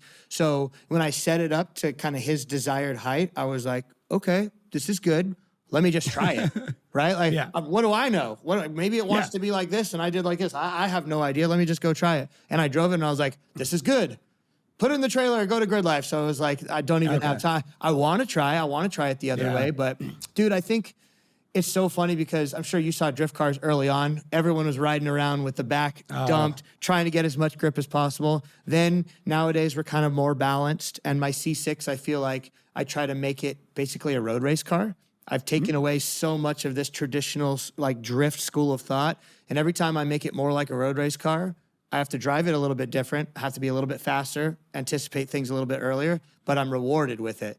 So my plan is kind of do the same thing with the C8, figure out what road racy setup for some of the successful C8s are and try to go down that path and not treat it like a drift car. I'm not putting 8 kg springs in the back and the stiffest in the front and set the thing on the bump stops. It's I don't want to sound, snooty, but it is an actual sports car. It's not a grocery getter here. Well, you're not having to modify. You're not having to get it to do something it wasn't originally designed to do, right? Yeah. The only difference is you're just doing it at angle. Like that's that's it. So which is, that brings it to a whole other side of things. But hey, listen, I still love the look of like an absolutely dumped, even if it's a body low car, whatever, tucking wheels. It will always look sick, but hell yeah, we all do. At the level of FD though, like you have to sacrifice a little bit of that traditional style or all of it to be super competitive, and that's just kind of where things are at now. Like, sorry, purists and traditionalists or whatever you want to call yourself. I love that like drifting has different segments and there's different people and different fans for every type of drifting, and I think everything is kind of coming together now where we're starting to respect everybody. I think I'm not hearing that like, God, those FD cars are monster trucks. Like you just don't hear that anymore because people know that's just how it is, right? And then you don't hear the other way of the shit talking like those cars are so slammed, they can't do anything. Like everything has a time and a place and fans for everything. And dude, I love looking at a super stylish, completely dumped drift car. I love it. Yeah. And then I also don't mind seeing a drift car lift and tire, a competitive drift car. I don't mind it. I think it's all drifting, it's fucking cool. Yeah. It's different strokes for different folks. And it's like I've said it before, but like all of them need each other. We need grassroots to get people into the sport, to really love it, to then hopefully become fans of FD, to then become drivers. And we also need the technological developments that come from FD and the partners to then trickle down into the grassroots. Like we are so spoiled for angle kits right now. It is absurd. Crazy. Whatever you've got, if it's even near the realm of a traditional drift car, you can find an angle kit for it. You can probably find 3. You can find it wide stance, narrow stance, crazy, and all of that comes from guys working with companies like Part Shop Max to develop stuff to then give you another option. If it wasn't for FD, you would not have an angle kit on a grassroots drift car. You know what I just saw? I saw like a Challenger Charger Dodge, like the ones that were the new ones that look like the old ones. I don't know what year they are, right? Within the last 10 years. They have angle, like a one-piece arm, very similar to like all of the top Part Shop and Wisefab and FDF. It's a very similar style for these Dodges. Like, there's no way. Sideshow kids just up to their game, I guess, dude. Here we go. I know people have told me, but like I refuse to believe people like, oh, they make terrible drift cars. I'm like, listen, the rear wheel drive, like we make shit happen all the time. I was just reminded of the El Camino that drifted in the early days of FD. Bubba, it was like Bubba Drift or something. Yep. I can't remember the driver's name, but like I'm like, dude, I've slid around really dumb rear wheel drive cars. Like, you can do it. It may not be the most competitive thing in the world. What did I see recently? Chrysler Crossfire. No I was way. Like, and it looked good. He had a bunch of like over centering issues, but I'm like, whatever, man. Yeah. That looks so sick. Dude, Yeah. and that's the good thing about America. We have all of the types of cars, everything. Yeah. So we're not stuck with just Japanese cars or just European cars or even just American cars. Like there's everything. Yeah. And if not, you can just bring it over. Yeah. Like, Yeah, true. With how things are nowadays. yeah, exactly. So yeah, it's like, oh, I definitely love to see the C8 at some point in time. I mean, compete, especially getting to see it more in your description of it. But I mean, we'll get there. Yeah, I one day. know. I was even thinking going into the final round, I'm like, can I do a practice lap? Like, I'm bringing it. mean, It's going to in be on theory- display. Like, could I? In theory, you could, as long as you don't make it into official warm up. It's not the car. So I guess the first session I could. Maybe I would. Yeah. I don't know. Yeah. Are we even going to This is get like 12 Kevin, laps like- anyways? I have no idea. I just. Depends on the event, baby. Yeah, exactly. Have you driven the new track in sim yet? I did. I drove in early. I didn't drive the final version of it. Full disclosure, not a giant sim drifter, so I was just at someone else's place and had access to it. I've watched a lot of sim driving on it.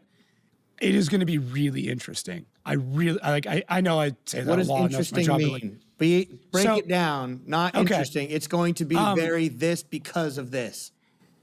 there's going to be initiation. I had a bunch of friends driving, give me a bunch of feedback on it as well. Pretty short, right? The run up. The run up is short, so it's going to be like gearing on that's going to be interesting because you're going to be probably a second start, depending on the car. It might even be able to like slam into fourth and like to get off on it. I do think there's going to be a downshift partway through the track, depending on the cars. The 2J guys, the big turbo guys, are probably going to run into that. The radiuses are not perfect radiuses, which I like. I think a perfect radius is fine. It, in theory means it's going to be a perfect zone, but in practice, the chances of you keeping your foot perfectly on the throttle and the grip not coming in and out would mean that a perfect radius would work, but we don't live in a perfect world. There's multiple track surfaces, some of which have never seen rubber the way that you guys are going to be putting it down. So I think track evolution will 100% be a thing. It'll probably be the most pronounced we've ever seen it, because even in Long Beach, the parts of the asphalt you're on have embedded rubber in. The top level of that asphalt has been ground down over the years, even though it was replaced like 7 or 8 years ago. And there's also actual racing asphalt in sections of what you guys drive on, even though it's a road. So the parking lot section, which will be outside zone 3 and I think 4, I think is going to be very slippery in the beginning, but will evolve very quickly. So yeah, I think there'll be a fair bit of collisions. And I think the drivers who can fully commit to initiation, similar to Irwindale, are going to absolutely crush and walk away from people. Why do you think the initiation specifically? Because from me, it looks kind of easy. Like throw your bumper on the wall, get your car rotated, pick up the throttle. Is there more to it than that? No, I think you're 100% correct. But same thing with like Irwindale. That's the same thing, right? Like Irwindale, drive up to the wall, throw on it. But the difference is like you are coming at it at a very, very hard angle. So if the you run-up's not over-rotate, totally straight. You mean you come at it like this? yeah, you're still, it's not like a 90, but it's not like an Irwindale or a Wall or a Seattle where you're coming into it and need to feign in, right? It's closer to a Utah where you're coming straight at it. So if you over grip and you'll come in shallow, you're absolutely screwed for the next zone. If you overcommit and start to over rotate, you're going to have to drive at the next one and come at it. So yes, it is very easy, but it's one of those like, if you screw that run is done. Like, so that to me will be really, really interesting. And the chase side of it is going to be tough as well, because it does kind of narrow in and get tighter in. So the chase car, I think, is going to, just throughout the whole track. So I think the chase car is actually going to have a hard time staying back off the lead car. There'll be more of this type of driving versus this. Yeah, there's going to be 2018 James Dean chasing is going to happen more than what we want it to. So that's me. What about you? Now that I've spoiled all my thoughts on it, but No, haven't. Which is funny because probably tonight or tomorrow, I'm firing up the old Logitech and gonna hop on and do some laps. When the track and everything came out, my mind was in off-road racing mode, so I was like, I don't care. I'll figure it out later. Yeah. I'll hop on and do some laps just for visuals and kind of understanding where walls and where zones and everything are. But I don't want to say I think this or I feel this, because every time you show up and you do your first lap, it's a totally different influx of thoughts and focuses, things that you're like, I gotta look at this point in the wall because the zone goes here. All of a sudden becomes non-existent, and the thing 2 corners down is now the biggest focus of the entire event. So I'll just let it come. Everything's gonna be changing. The one thing that when I did see from what I saw, I was like, man, I just wish instead of paint on the ground, there was just walls.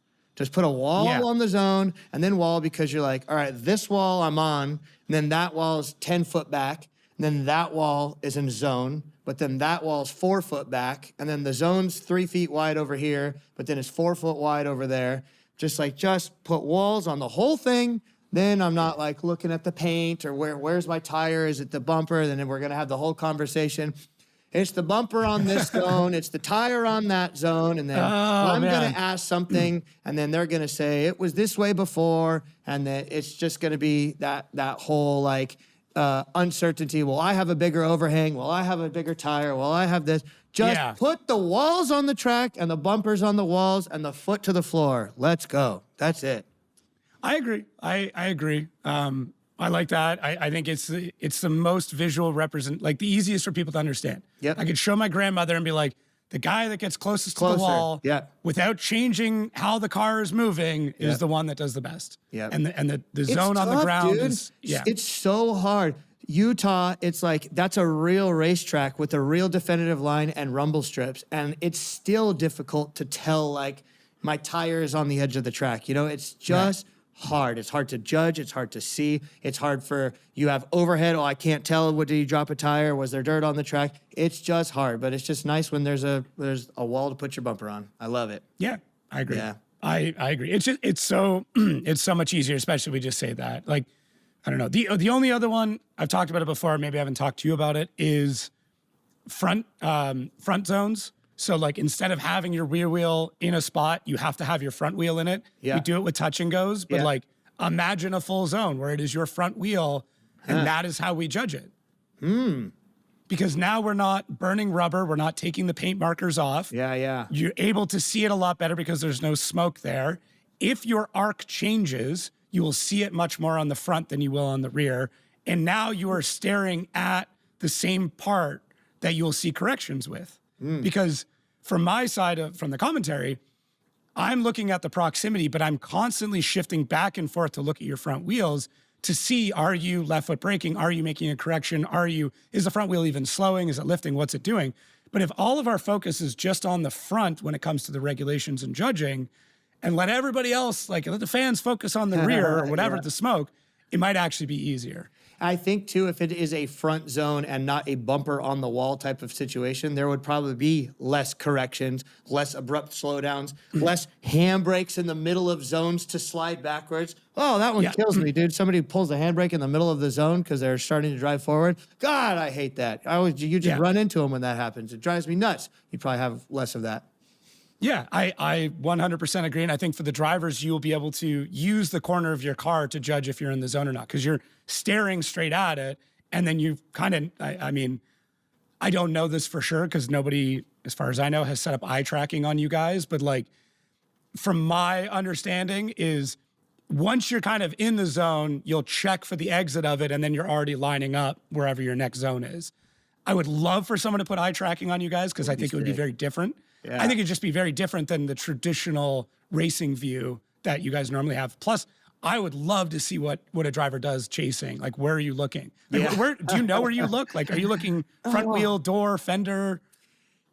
So one eyeball is looking at the front of the door. The other eyeball, It's full cross-eyed. I think it's absolutely trying to look at as far back on the car as possible. I think I personally feel like I kind of have a bad habit of driving too far forward on somebody. But then I watch the competition. I feel like that's kind of everybody in certain situations. It's really hard to be locked in perfectly behind the door. So for me, I kind of just focus on looking as far back on the car as possible, because one way or another, you're going to end up looking at his front tire. But you also are looking at his actual tire for what he's doing, adding angle, taking angle away. Are they understeering? You also kind of can see what they're doing at the steering wheel, and what you can see if the guy's pulling the handbrake in front of you. Like, you can see all of that. How? I don't know. I couldn't tell you, but you can see it. It's happening. Yeah. Yeah, it's happening. And for me too, I like to, if I'm looking, like let's say you time a transition perfectly and you pop through the smoke. As soon as I go through a transition, I'm kind of looking at their front wheels, because I'm figuring out when I can attack. If I pop through the smoke and I see somebody in an understeer, I know that I can't fully attack, because they're going to be gathering the car. They're going to be left foot braking. They're pulling the handbrake. They're sawing at the wheel. They're not fully committed to the throttle and committed to the steering. So you don't want to be committed through the throttle and through to the steering, because you're going to drive right to them. You're going to probably hit them. So I'm kind of looking at what's going on with the front wheels to decide when I could pick up the throttle and go and start applying pressure. But yeah, at the same time, you're also looking at the back to know where you're at in the zone. You're looking at the front because you're coming up to an inner clip. Then you're looking 2 corners down all at the same time. I don't know. Just constantly moving. Yeah. I would say that there's a lot of eye movement probably. I would think so. I've seen enough like in car. I would love to see people film more of like what the driver is actually doing, like facial wise. I ran a lot of 360 cams in drivers that I worked with, and we would kind of go back and watch it. You guys make some ridiculous faces while you're driving. Just putting that out there. A lot of like gritting and like, bracing for impact. A lot of squinting. Dude, I know. Just be and that's why I use my intake nose breathing strip, because as soon as I put that on, it reminds me to breathe. And then just of having that reminder and breathing changes everything. Like I finish a run and my face doesn't hurt because I'm not preparing for impact. I can hop on the radio and I'm not out of breath afterwards, because dude, you really have to kind of turn your brain off and let your body do its thing. Because if you are thinking, where am I going to look? When am I going to pull the handbrake? When am I going to pick up the throttle? Like, you're already too late.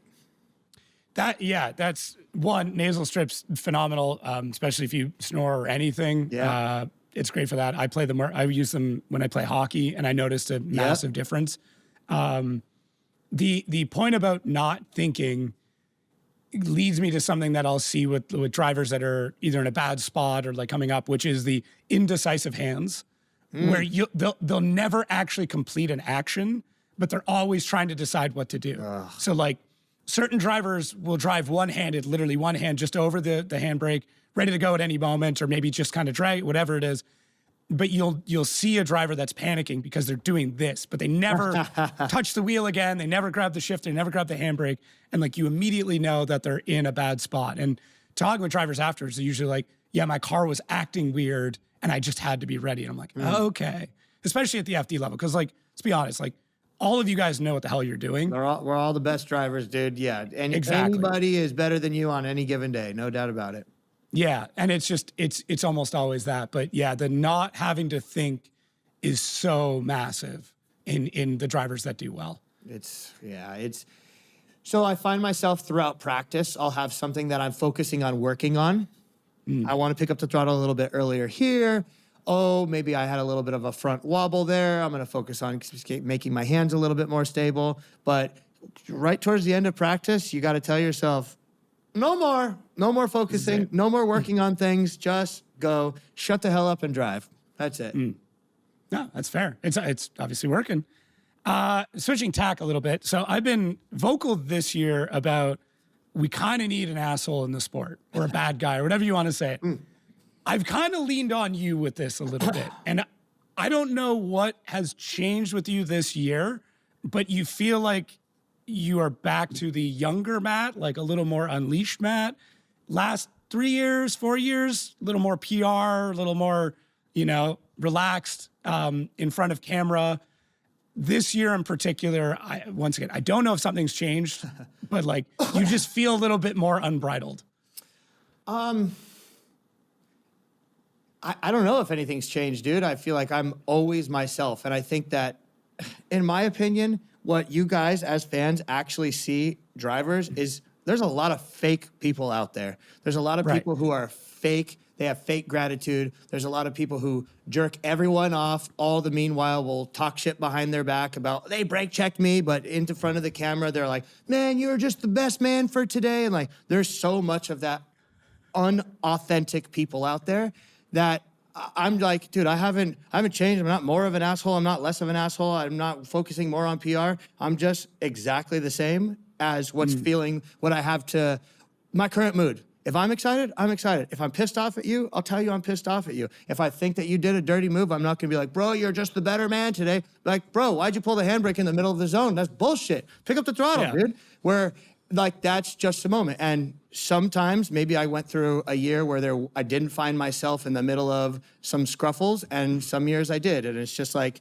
I'm just me, dude. I'm just here working my ass off, living my dream, driving race cars, having the time of my life, drinking some freaking Neft, crushing some beers, and having a good damn time. Like, I show up ready to win. I pour everything into this sport, and this is the thing that I care the most about in this world. So you get emotional. You're happy when things are going your way. You're sad when things aren't going your way. And dude, that's just life. You're not gonna get into a car accident as a regular dude and be like, wow, he was just the better man today because he bashed me and I don't mind. I'll just have to take the bus to work now. Like, it's all good, bro. Yeah, no, you'll be pissed off. As a normal person, you'd be pissed off. And like, dude, this is our lives. This is our livelihood. And dude, that's just how things go. And there's also been times where I haven't been the most pumped about what you've said too. I'm like, that's fair. Man, what the hell am I doing? Like, I'm trying my absolute hardest, and this guy thinks I'm out here putting around trying to get smashed into to win a battle. I'm just like, this is nuts, man. All I do is keep my foot to the floor, pick up the freaking throttle, get off the handbrake, and I'm like, all right, well, maybe Jacob don't think that, but whatever. What I will say is I've actually enjoyed that. This year in particular, I've had more feedback about my commentary from drivers than I ever have. And whether that is me not as good or the luster of being the new guy is wearing off or people are just more comfortable to have conversations with me. It's not lost on me that, like, you know, I was the shiny new toy coming into the sport. I get that. Like, I was afraid that was going to happen, and it did happen.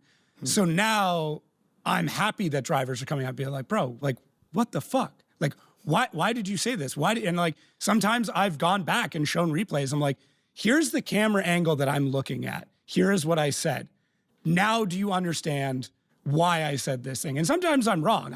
For sure. Do they ever understand, or will they argue to the death? No, I've had very honest and open conversations with any driver that wants to have it. Because listen, I'm so green at this. Like, if I can have a moment of honesty with this, like, bro, I'm only a couple years into this job. There's nobody who's a couple years into a job that's phenomenal or perfect at it. I think that me coming into the sport got a little bit overhyped because I was speaking the way that a fan speaks and a way that a fan thinks. So I was instantly relatable, right? When we had Ryan Sage in there, nothing against him. He's going to speak as the owner of the sport will speak. When Lantain was in there, he is going to speak as one of the most knowledgeable judges we've ever had would speak. A little bit of a, ass kiss in there, but like, I still very much think that. I came in and spoke the way that a knowledgeable fan would speak on the microphone. I still try and do that. Do I overstep? Do I dive into things a little bit too much sometimes? Do I try to overanalyze situations further than they should be? 100%. That's also what fans do. They want more information. They think more is going on than is actually going on. When most of the time it's something very simple. But what has been nice this year is you and I have had conversations about it, like briefly, whether it's like a quick little jab where I go, oh, Matt's not super happy with something I said. Let me go back, rewatch his runs, understand where he's coming from. I've gotten DMs from 4 or 5 drivers this year. I've had in-person conversations every weekend. So for me, I go back and go, okay, something I've said has upset somebody. I can't take that away from them. No matter what I think, that is what they think. There's nothing I can do to change that situation other than to go back and rewatch it, present my side of it. And if they don't agree with me, they're not going to agree with me. And it's not my place to make them agree with me. Right. So, but I also take that and go, I still need to get better at my job. I need to understand that. A good example, I won't say the driver. A driver came up to me who was a lower pack driver, lower third, and said, listen, I understand that I'm not amazing at this, but for the love of God, can you stop shitting on me every single run? Because I can't use any content from the stream because it is just you picking apart everything that I've done wrong. And I'm like, you're right. You're 100% right. It is part of my job to explain what's going on. If you're doing something that's incorrect, it is my duty to talk about you doing something incorrect. But the way that I package that can be changed. So every single time that driver would come up, and I do this for almost everybody, I will talk about something incredible that has gone on with them. I will then pick apart the run, and then I'll end with my favorite part of that run. And you can go back and listen to it, and I try to do that, and I don't always do it, but that's what I try and do as me trying to learn this job that I am very, very new at. So, and that's helped. And that driver came back. I haven't thought about if you are a lower tier driver and you are commentating the way that you are, the fact that they can't use any of that, that is difficult. And a lot of times they might only have one battle all weekend. And in that battle, I'm like, bro's missing zones. He's doing this, he's doing that. He's struggling. So it's tough, but I also am not going to lie and say that it was a great run. No. I can't do that. No. The other part of this is the way that our production is run is I watch the run, which is, multi-camera flipping back and forth. We then flip to usually a drone view, whether it's overhead or FPV, and then we kind of go back to a replay of that. So I have to speak about what is happening. And if it is a one-shot, uninterrupted drone view, there is nowhere to hide and there is nothing for me to fluff because that is what is going on. And if this was the radio and you didn't have the visual, I need to explain exactly what just happened in a way that you can visualize. So it's like, has somebody told you that that's how you should be doing your job? Imagine that you're on the radio and you're explaining this, or did you come up with that's how you want your standard to be? So yes and no. I started this year listening to AM radio hockey to see if I could picture what was going on the rink.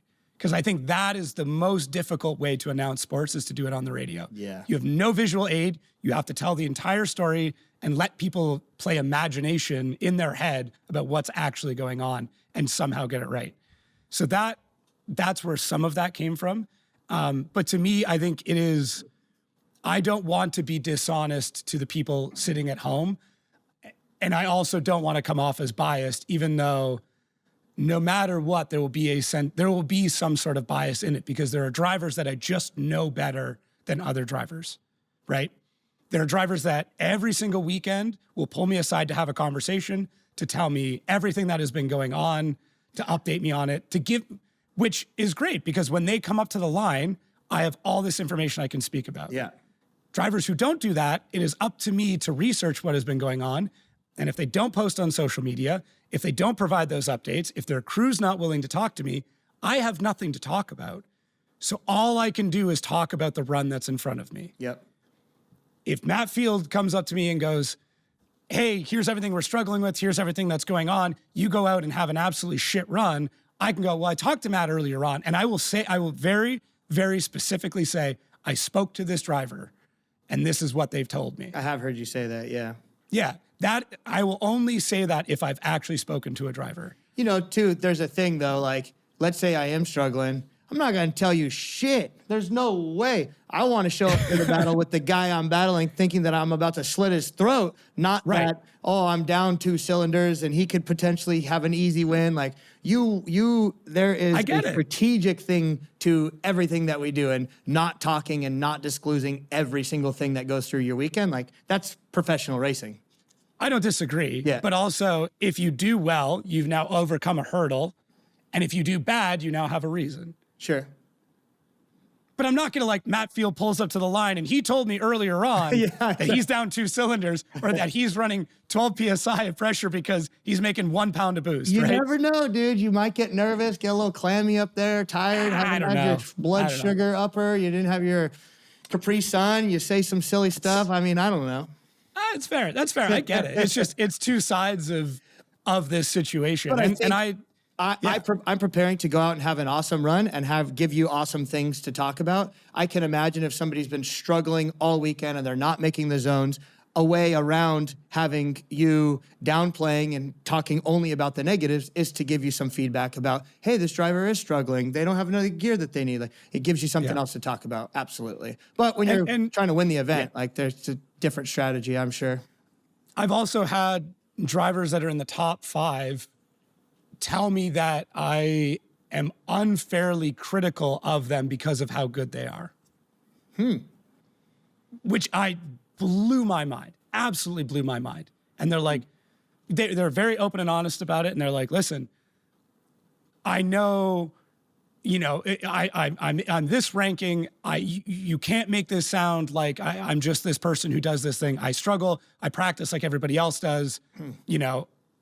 So when I screw up, it seems like it's blown out of proportion. I could definitely see that. I'm surprised that somebody who is in a top 5 driver would actually say that. That's great. That must mean that you shook them to their core for them to actually say that to you, you know?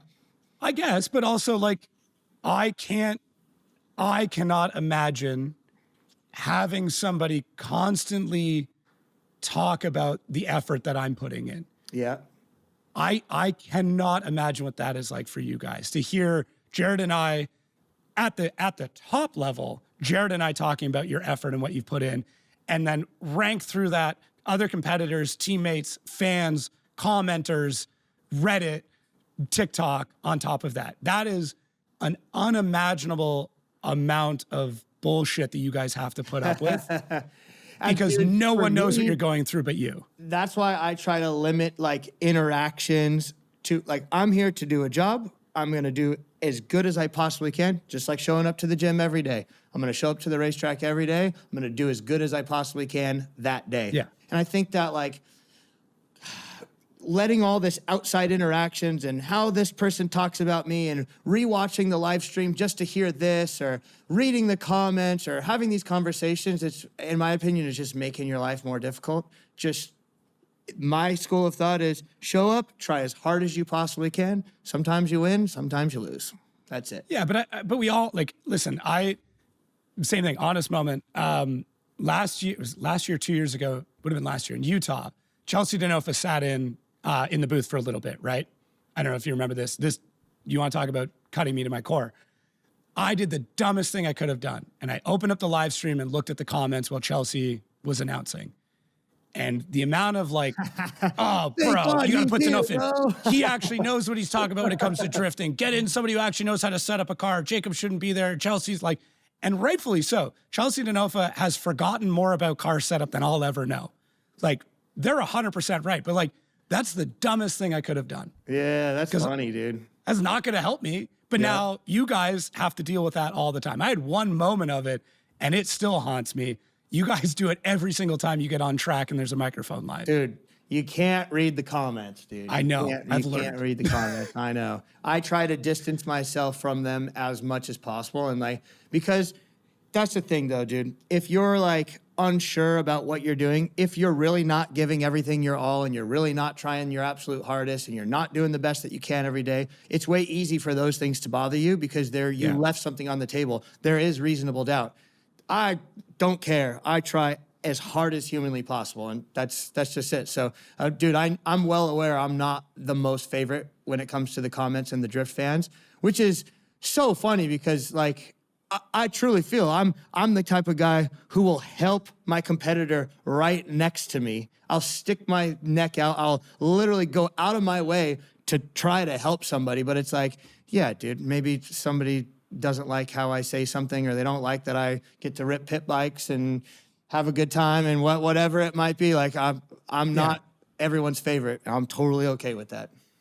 I do really like what happened after your first episode on the show, which if I do read those comments a lot, and I know I shouldn't. A lot of it's just because I want the feedback and know how it's received.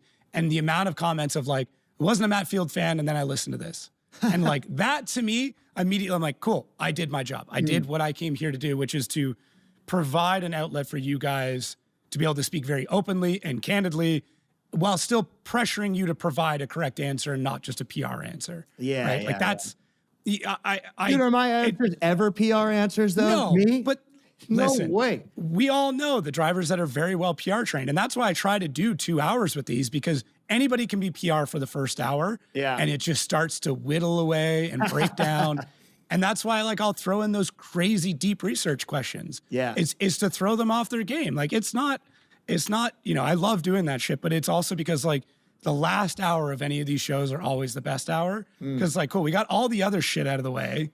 Let's just get into the nitty gritty. Yeah. And I'll also ask a question and answer it for them in the way that I know that they're going to answer it. So that way they have nothing left to do but answer it in a new way. Ah, okay. I like that. That's my favorite. And I'll sometimes I'll even say like, okay, yeah, we already like we know the that C8 this thing, is this right? way. Yeah, exactly. Like you already know I'm going to ask you about, is it going to come to FD? Yeah, which then yeah. prompts you to be like, shit, okay, well, I got to tell the whole story now because he already knows the conclusion.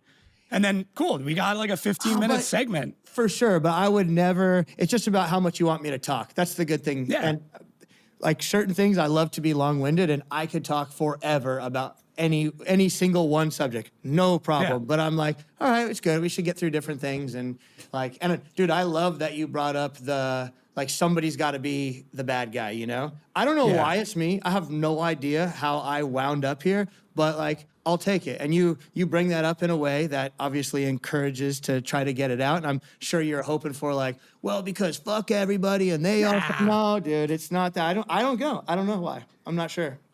When I say I want a bad guy, I want everybody to be as real as they can. And I understand the PR game and I get it because there's a lot of money tied up in this sport. And if you piss somebody off, you could lose a lot of money and that could be the end of your career. I totally get that. But I also understand drivers partnering with brands where they can just be themselves and they don't have to worry about that. That's I was tough. going to say, you can lose a lot of money being unauthentic as well.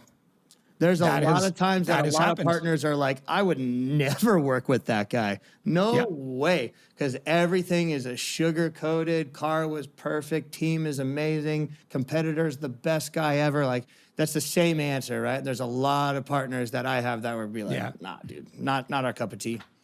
Have you noticed any difference with the drivers' meetings now being recorded? No. I think same people didn't talk. The same people talk, which is like me and Jack Shanahan now. I love that, Jack. Thank you. And Vaughn's coming back. Yeah, that's going to be prepare yourselves for a long one in Long Beach, dude. 45-minute meeting. That's what that's me and going to Vaughn, we're bringing it. No, I don't think so, because the same people that didn't talk in the meetings are still not talking when it's recorded. I don't see any difference. Okay, I'm just curious your take. I don't disagree. I think it's fairly similar. I think some of the way things are phrased is a little bit more rounded and polished, but like the general sentiments there. I will say this. Sorry, I was thinking about it from just the driver's side. Potentially, maybe the drivers and the staff are putting more effort into their replies, where it could have been a very no. Yeah, or we're just going to do it anyways. No because, can we do this? The answer is no, but now it's a no because. And I don't know if that's because it's recorded, but I just have noticed that maybe there's a little bit more effort in the answers on the staff side. But that also just could be because the type of answers that are being asked nowadays are not the dummy answers like we used to get. They're very technical, high-level thinking about drifting. And dude, everybody who actually raises their hand and asks a question in the driver's meeting has really thought about that, has lived that situation at that racetrack before or at the last round, and potentially either gotten a call that went for or against them to the point where they're bringing something very important to the table. So I think that the type of questions that we're getting are also a reflection of how good the driving is now. We're just not asking those questions like, how close do you want us? What's better? Like, We're asking how to be perfect, how to time every transition perfect, how to trust the guy in front of us perfectly to provide the best show and the highest level of drifting. And that's because everyone is getting so damn good. Yeah, it is. I mean, on that note, it is wild how good everybody is. Like the top Crazy. 32 now is scary for so many of you. Yep. Brutal. Yeah. Dude, top 32, top 16. Like there's weekends where I look at my bracket and I'm like, it's loaded from day one. From Dude. the first battle out, I'm just, oh God, it's going to be You a start brutal looking week. at like the quadrants and you're like, oh, this is, dude. That's you why just- you can dude, see it. When Yeah. people are like, the bracket's out, did you see it? I'm like, nah. I like wait as long as possible to look at the bracket. Don't care. Like Don't wanna think about it. who won previous battles before so you can look at your bracket. I'm like, I don't want to know. I want to know like I'll let my spotter deal with that. He'll come up with the game plan. My game plan is to drive as hard as humanly possible every single battle. Yeah. So and then we'll figure it out as we go.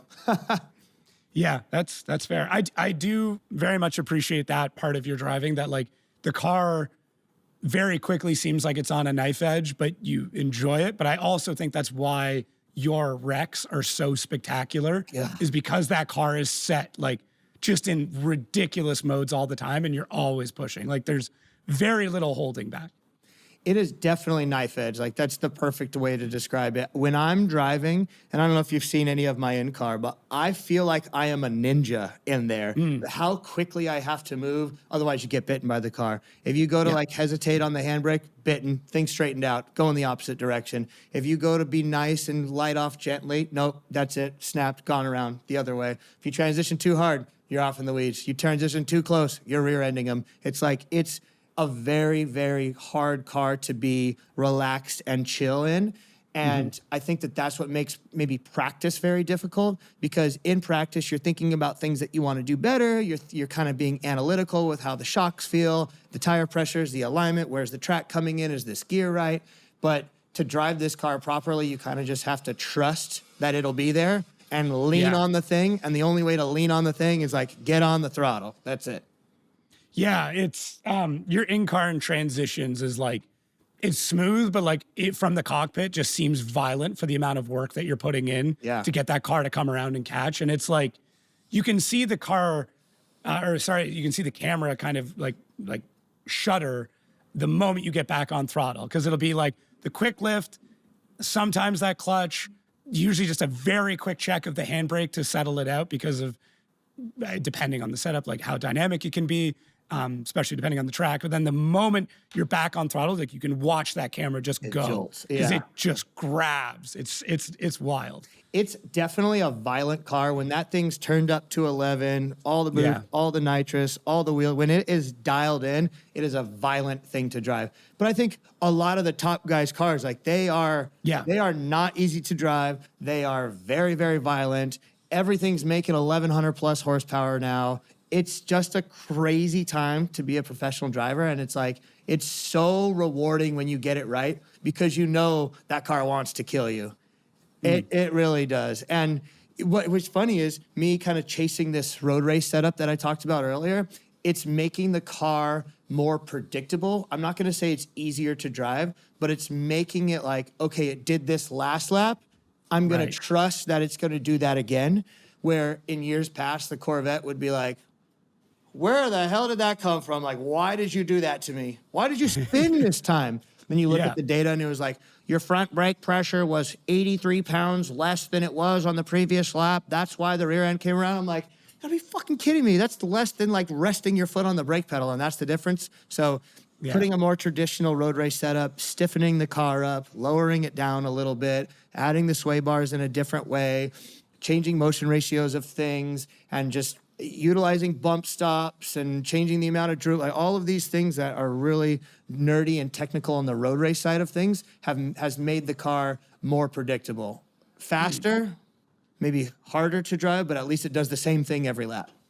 Yeah, like it's like a gator. It's like, if you're gonna bite me, at least do it when I do the same thing every time, right? Yeah, dude. Like if I put my hand here, I'm safe. I know if I put it here, I'm gonna lose my hand. So like that's fine, as long as we're all on the same page here. Yeah, exactly.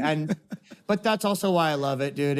The Corvette for me, I feel like it suits me. That's why when I drove the A90, everyone was like, "You look great in that car," and I'm like, "I don't feel great, dude. I feel like I'm out of place because I just have so much Corvette rushing through my freaking veins that when I drove that A90, I was like, this is strange. It was so enjoyable, and I really got that car turned up, and I felt like I drove it pretty decent, but it was just a strange thing to hop into. Is that one of those, like, you like shoot Osbo a text and be like, bro, what are you doing with this thing? Like how do you have this thing doing what you get it to do? To be honest, I messaged Simon. Okay. And what Simon told me, sorry, Simon, I'm like, this guy's fucking wrong. There's no way I'm going to do that. I went opposite. I'm like, it's way better. He's out of his mind. So, sorry, that's the truth. We'll see. Maybe he comes out Long Beach and like. No, there's no way. Him and his team, they in their minds, they got that thing dialed. It's everything it needs to be. When anything that I tell them going opposite where they went, I'm like, they'll do their thing. I will say it has gotten better and more predictable throughout this season. It looks great. And Simon's car looks great. That's why I reached out to him, because I'm like, they look like they figured it out. He looks like he's driving it good. It's online. It's fast. It's snappy. It's everything. And then after driving and measuring what he told me, I'm like, my instincts told me to go opposite where he was. So I'm like, all right, never mind. I just won't. Like, I appreciate that that's his setup and his direction. I'm going opposite. And I liked it better. That's interesting. So, yeah. I wonder if that's like a 2J versus V8 thing. Now, obviously, both cars like similar, but like maybe the way that you're aggressive on the throttle. Sorry. Yeah, that's what I'm wondering. The power plants are very similar, so I don't know. I would feel like the weights of the car, they look built about the same way, you know? Probably. Eve's is probably lighter because they don't have the same weight regulations over there, but I don't know that for sure. It probably is, though. I think because Simon runs a 295, so that means it has to be 3,000 pounds. I think Eve's car was 3,000 pounds, and then it was on the heavier side. Eve's cars they're bougie, so they're a little bit on the heavy side, right? Yeah, like, they are. You could do a bracket super minimal, or you do it very, very nice with the nicest hardware with nice finishing washers, and then that makes the part 2 times heavier than if you did it like janky, right? But he has his cars are very, very nice for sure. The engine bays in his car are incredible. Yeah. Like show level engine builds. And it's like, he builds top tier race cars. And when I hopped in the car, it was his setup that he had driven for the last 3 or 4 years and progressed over the last 3 or 4 years. And literally, as soon as I hopped in, I was like, you want me to give you the rundown of the things that I changed? That would be a funny thing. So I'm curious. I'd love to know like your thought process. I hopped in the car and I was like, all right, front brake master cylinder, wrong size, change the front brake master cylinder. I was like, clutch master cylinder, wrong size, change the clutch master cylinder. Seating position was wrong, but that's fine. Like, you got to dial it in. Front caster, not to my liking. Front ride height, lower the front ride height. Front toe, too much toe out. I reduced the toe. Rear shock settings were not where I wanted them to be, so they were on the stiffer side, but the dampers that he uses are much more of a motorsport-oriented damper, so the type of valving in the shock is geared towards motorsport, where you're like hitting curbs at 110 miles an hour. Right, so the high-speed dampening is really good, but low speed not so much. So it just didn't give me the feedback that I felt like I needed at that moment to get accustomed to the car. So obviously, like, I made it a lot softer and then started adding it back in, but just initially I just couldn't feel the car. The amount of power steering assist, I changed that immediately because it had way too much power steering. The front ride height, it was just too loose. I want to muscle it. You want to feel it. I want to have to huck that thing. I want to muscle it. The front ride height, I lowered the front ride height. The rear ride height changed very slightly, and then did all different types of settings with the sway bar until I found out with the sway bar setting that I wanted. The toe gain that he ran, I wanted to change the toe gain and kind of went back and forth. Ultimately, I settled with what he wanted, but I explored different things. The amount of rear toe that he ran, the final gear that he ran, I changed. And ultimately, the tire pressures, both front and rear. I was like 5 pounds different from the front and like 5 pounds different in the rear.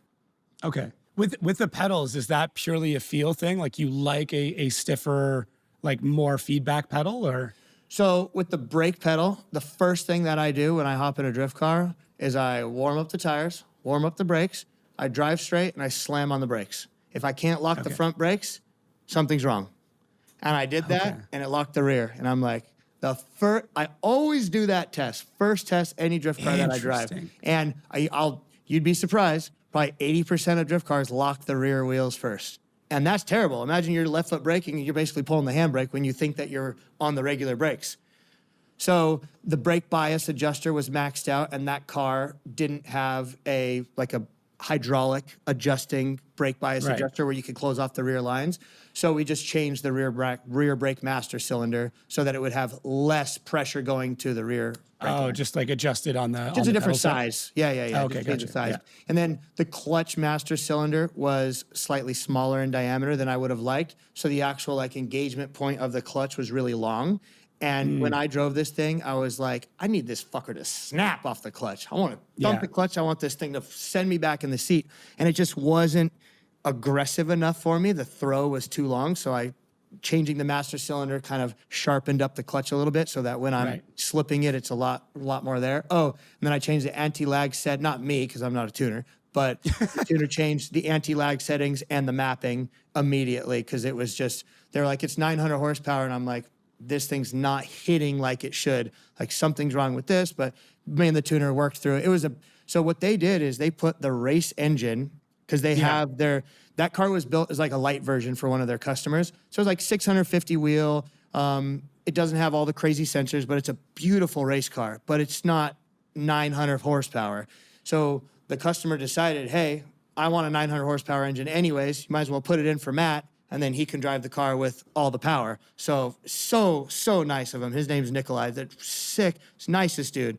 So they put that race engine in. So it really only had a dyno session, and then I hopped in to go testing. So there's just the little things, right? Like how the anti-lag comes in, the RPM range that you want it to, where it idled. I wanted to change where it idled. Like just all of these little things. Interesting. Yeah, it seems like you just spent all that time to make it feel more like a Corvette. Yeah. Sorry, right now it feels just like a Corvette. But it was just like, maybe not like a Corvette, but maybe just something that's more familiar to me. Could I have driven that car exactly the way that it was? Sure. But knowing that we're going to Poland, where I have to put the car on the wall the very first lap, I have to know exactly where the front end is. I need to know exactly where the rear end is. Like, I'm giving myself every opportunity that I can for the limited amount of practice that I'm going to be as successful as possible. Could I have done 20 laps at that track and got accustomed to Eve's exact setup? Sure, but we don't have 20 laps. What did I do? Like 4, 6, something like that. Yeah. It just goes back to how you have the Corvette setup. I didn't mean that as like a generalization, but like everything that you explained without getting into every single detail tells me you want as much feedback from that car as possible. You want to know everything that car is doing at any moment. You want to know the exact second, microsecond, millimeter, whatever, that the clutch is going to come out. You want to feel if the rotors are, an eighth of an inch warped, you want to feel that in the pedal, right? Like that's how I'm interpreting what you've told me. And I want that because I feel like I'm a very analytical driver. I like to take all of the senses that I get, and it's telling me where I can push harder, on what corner could I push harder, where am I going to be maxing out? Like, this is the limit. I can't go any faster here due to the front end pushing. Okay, is there a solution for that? Yes, no. Then I decide what to go from there, how hard to drive or where to come into the corner, because there's so much going on in a drift car, and there's so much that you know what's going on with just the steering wheel. Like, we're only touching the steering wheel and the pedals, but realistically, like, it's in your heart, in your soul, and in your mind, every single inch of that car. Yeah, you can feel it. Like, you don't need anything. You don't need to be touching anything to know when a car understeers. Yeah. Right? You don't need to touch the wheel. You don't need to touch the pedals. Like, somebody who's been in enough cars could sit in the passenger seat blindfolded and be like, you just understeered. Because there's a feeling, there's a momentum. I can change. tell you before you were going to understeer, right before it even happened. Yeah. You can hear the RPM and then feel the car jump forward, and you're like, that is not going the way you want it to go, is it? Exactly.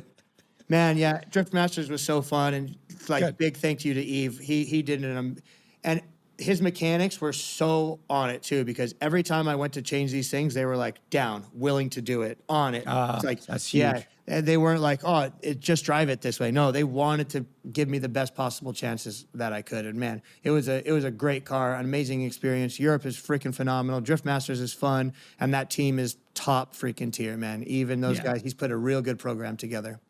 Yeah, it's great. And I mean, your relationship goes back a number of years. Like obviously you worked with him when he came over this side. So it's cool. I'm sure he loved to repay the favor. Yeah, he kind of offered that whole thing to me. He's the one who put it together. He okayed it with Drift Masters. He got the team behind it. He got the owner of the car behind it. Like, that was all him. And then it was presented to me like, hey, are you interested in doing this? Like it's already done. You just got to say yes. Are you kidding me? Yeah, exactly. Jesus. I know. That's nuts. But again, that goes back to like the relationships that we've cultivated over these years. If I wasn't like, dude, Eve, probably like I was, Eve was also a pain in the ass, you know? He wanted to change all these little things. He bought that Jonathan Castro car and needed to change everything. And I'm like, bro, I'm with you. Hell yeah. Yeah, let's do it. Just because Jonathan drove it that way does not mean it needs to be that way. Like, let's make you happy in it. Let's turn some knobs. Let's change some dampers. Let's change the gear. Let's put a different gearbox in. Whatever you want to do, like, let's do it. That's funny. Since I didn't get to ask you this the last time we had our one-on-one, and this has become a massive, massive topic, what are your thoughts on less regulations and limitations in drifting versus more, or stay the same? So like, do you want to go full tube frame? Let's just, whatever you can throw at it. If the money's there, let's just do it. Or are you like, we're in a really good spot? Or are you like, these cars are too fast, we should bring them down to like a 235? I'll never agree with these cars are too fast. I don't care. I am like, could the drifting be better that way? I know all the people's arguments. I know all the reasons. Yes, sure. But we are the pinnacle of drifting. If we have the option to go faster or stay with what we're doing or go in the more badass direction, I will always choose the more badass direction. At least for me, like, is it better for the sport to get uncorked, unlimited, tube chassis, stickier tires? No, probably not. It's probably not, because maybe there's only 10 guys that could pull something like that off and make that step to these insane, ultimate, unlimited drifting cars, maybe. So that's not good for the sport, for sure. And then what it also does is it makes the separation between you, Jacob, buying an E36 and driving, and me driving my rocket ship even further. So it's less relatable.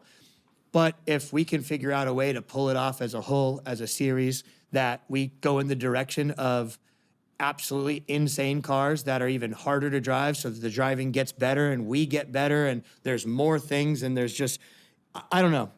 I'm all for being better, obviously. That's what I've been preaching this entire time. If I had the ability to drive an absolutely nutty car that's 2 steps up from my race car, I'm going to take it. And then what am I going to do? I'm going to want to be as good as I possibly can in that car and tweak it and fine tune it and figure out how to be a better driver. So with all that being said, like, I'm not afraid. If that comes, I'm ready. Like, we are a professional race team. We will take this head on. We'll make it happen.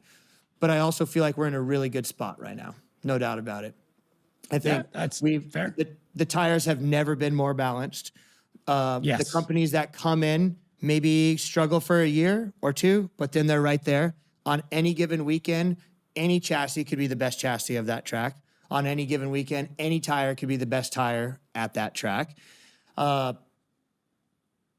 at the point where the driving is continuing to get better, and not necessarily, the cars aren't getting astronomically faster, but somehow a driver figures out how to be a better driver, and a driver figures out how to be a little bit faster, and then they're setting the bar that weekend because they took a little bit more risk on initiation. They were somehow able to pull it off.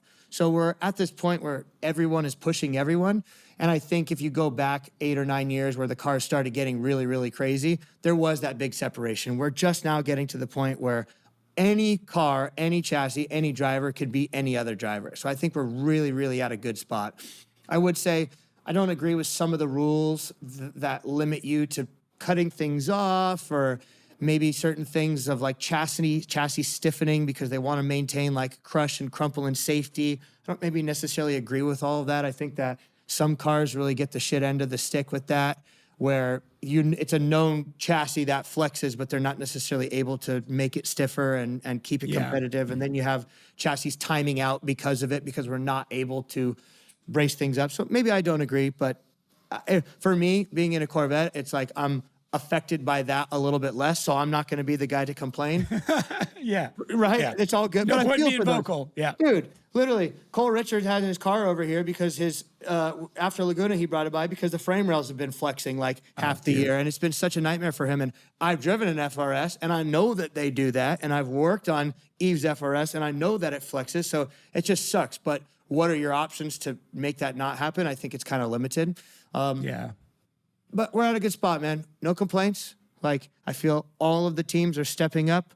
Everyone's becoming a better driver. The partners are still coming in. The tires are way more even. We have more tire companies than we've had in a lot of years. We're at a good spot. So I don't want to be the guy who's like, give me slicks and a tube chassis or I'm getting the hell out of here. But just know, if it comes to it, like, we will build it. That's what we do. Sick. Well, dude, I really appreciate this. This is, this is a ton of fun. I was going to say the longest we've talked, but I don't know. We've done podcasts a few times now. Only one other one before, but yeah. Yeah. Well, actually, fun fact, you were on my old show years and years ago. So there you go. Yeah. Really? I can send you that if you want. Yeah. This is before I was with FDs. Like I was a nobody. Little punk back then too, for sure. Yeah, you're a bit of a dickhead back then. Yeah. Nothing's changed, dude. No, same guy. Well, anything you want to leave us with? Any final words? I guess going into the final round, one goal, we're trying to maintain second place position going into the next year, which means another one of those losers trophies that say second place. But at the end of the day, I just really want to do my absolute best. Getting a big cup at the end of the year is way more for the boys and the team than it is me. I have those. It's all good. But like, my team works so incredibly hard, and I don't make things easy on them. We do a ton of events. We have multiple drift cars that are on any given moment all across the U.S. So if we can finish the year and I can stand up at the banquet and give every single one of my dudes a special thank you because they mean so much to me, like, that to me is an accomplishment. So that's my goal going into Long Beach. At the end of the day, dude, we're just going to do what we do every weekend. Show up, pull the car off the trailer in 100% kill mode, get ready to win the last battle of the night from the first lap out. That's all we can do. Any of you guys, the C8 will be in the K&N booth. The demo car will be at the Lean booth with its Lean Customs wrap. We're bringing the Neft giveaway car, so that's a big thing. I didn't really hit on that, but yeah, real quick before we wrap it up. Neft, the three drivers, me, Chris, and Adam, we're all building our own drift car. I'm building a C6. Chris is building a 370. Adam is building a E36, obviously. And we're going to be giving them away at the end of the year. I think the giveaway starts in December, and it's like one a month for the next 3 months as we get into the final months. It's awesome. It's not like buy a T-shirt, you get a chance to win. We're going to be giving these cars to somebody who like deserves a pretty well-built drift car. You need to write into us. You need to explain why you could be the potential future of drift. And we're going to like make a choice based off of how much effort somebody puts into something, like entering, right? Because for me, dude, growing up, there's been so many times throughout my career that I just was fortunate. I met the right person. They did a solid for me. They're like, dude, we get it. You're struggling. You're young. You have no money. Go ahead, put your car in my trailer, or you can have this, or I'll give you this crazy crackhead deal on this gearbox because I know that you need it. Like, there's been so many times that people have touched me in my career and absolutely helped me out. So this feels great. I put as much effort and money into this thing as humanly possible because I really want to give this car to somebody deserving. Because I'm telling you, one of these little rippers is going to get this car and be like, holy shit, my life just changed. I love the Corvette. Then they'll drive it all gripped up and be like, why the hell did Matt talk me into this car? It's so hard to drive this fucking knife edge thing. But that thing's going to be on display at the Neft activation. So you guys make sure you guys come out, say what's up.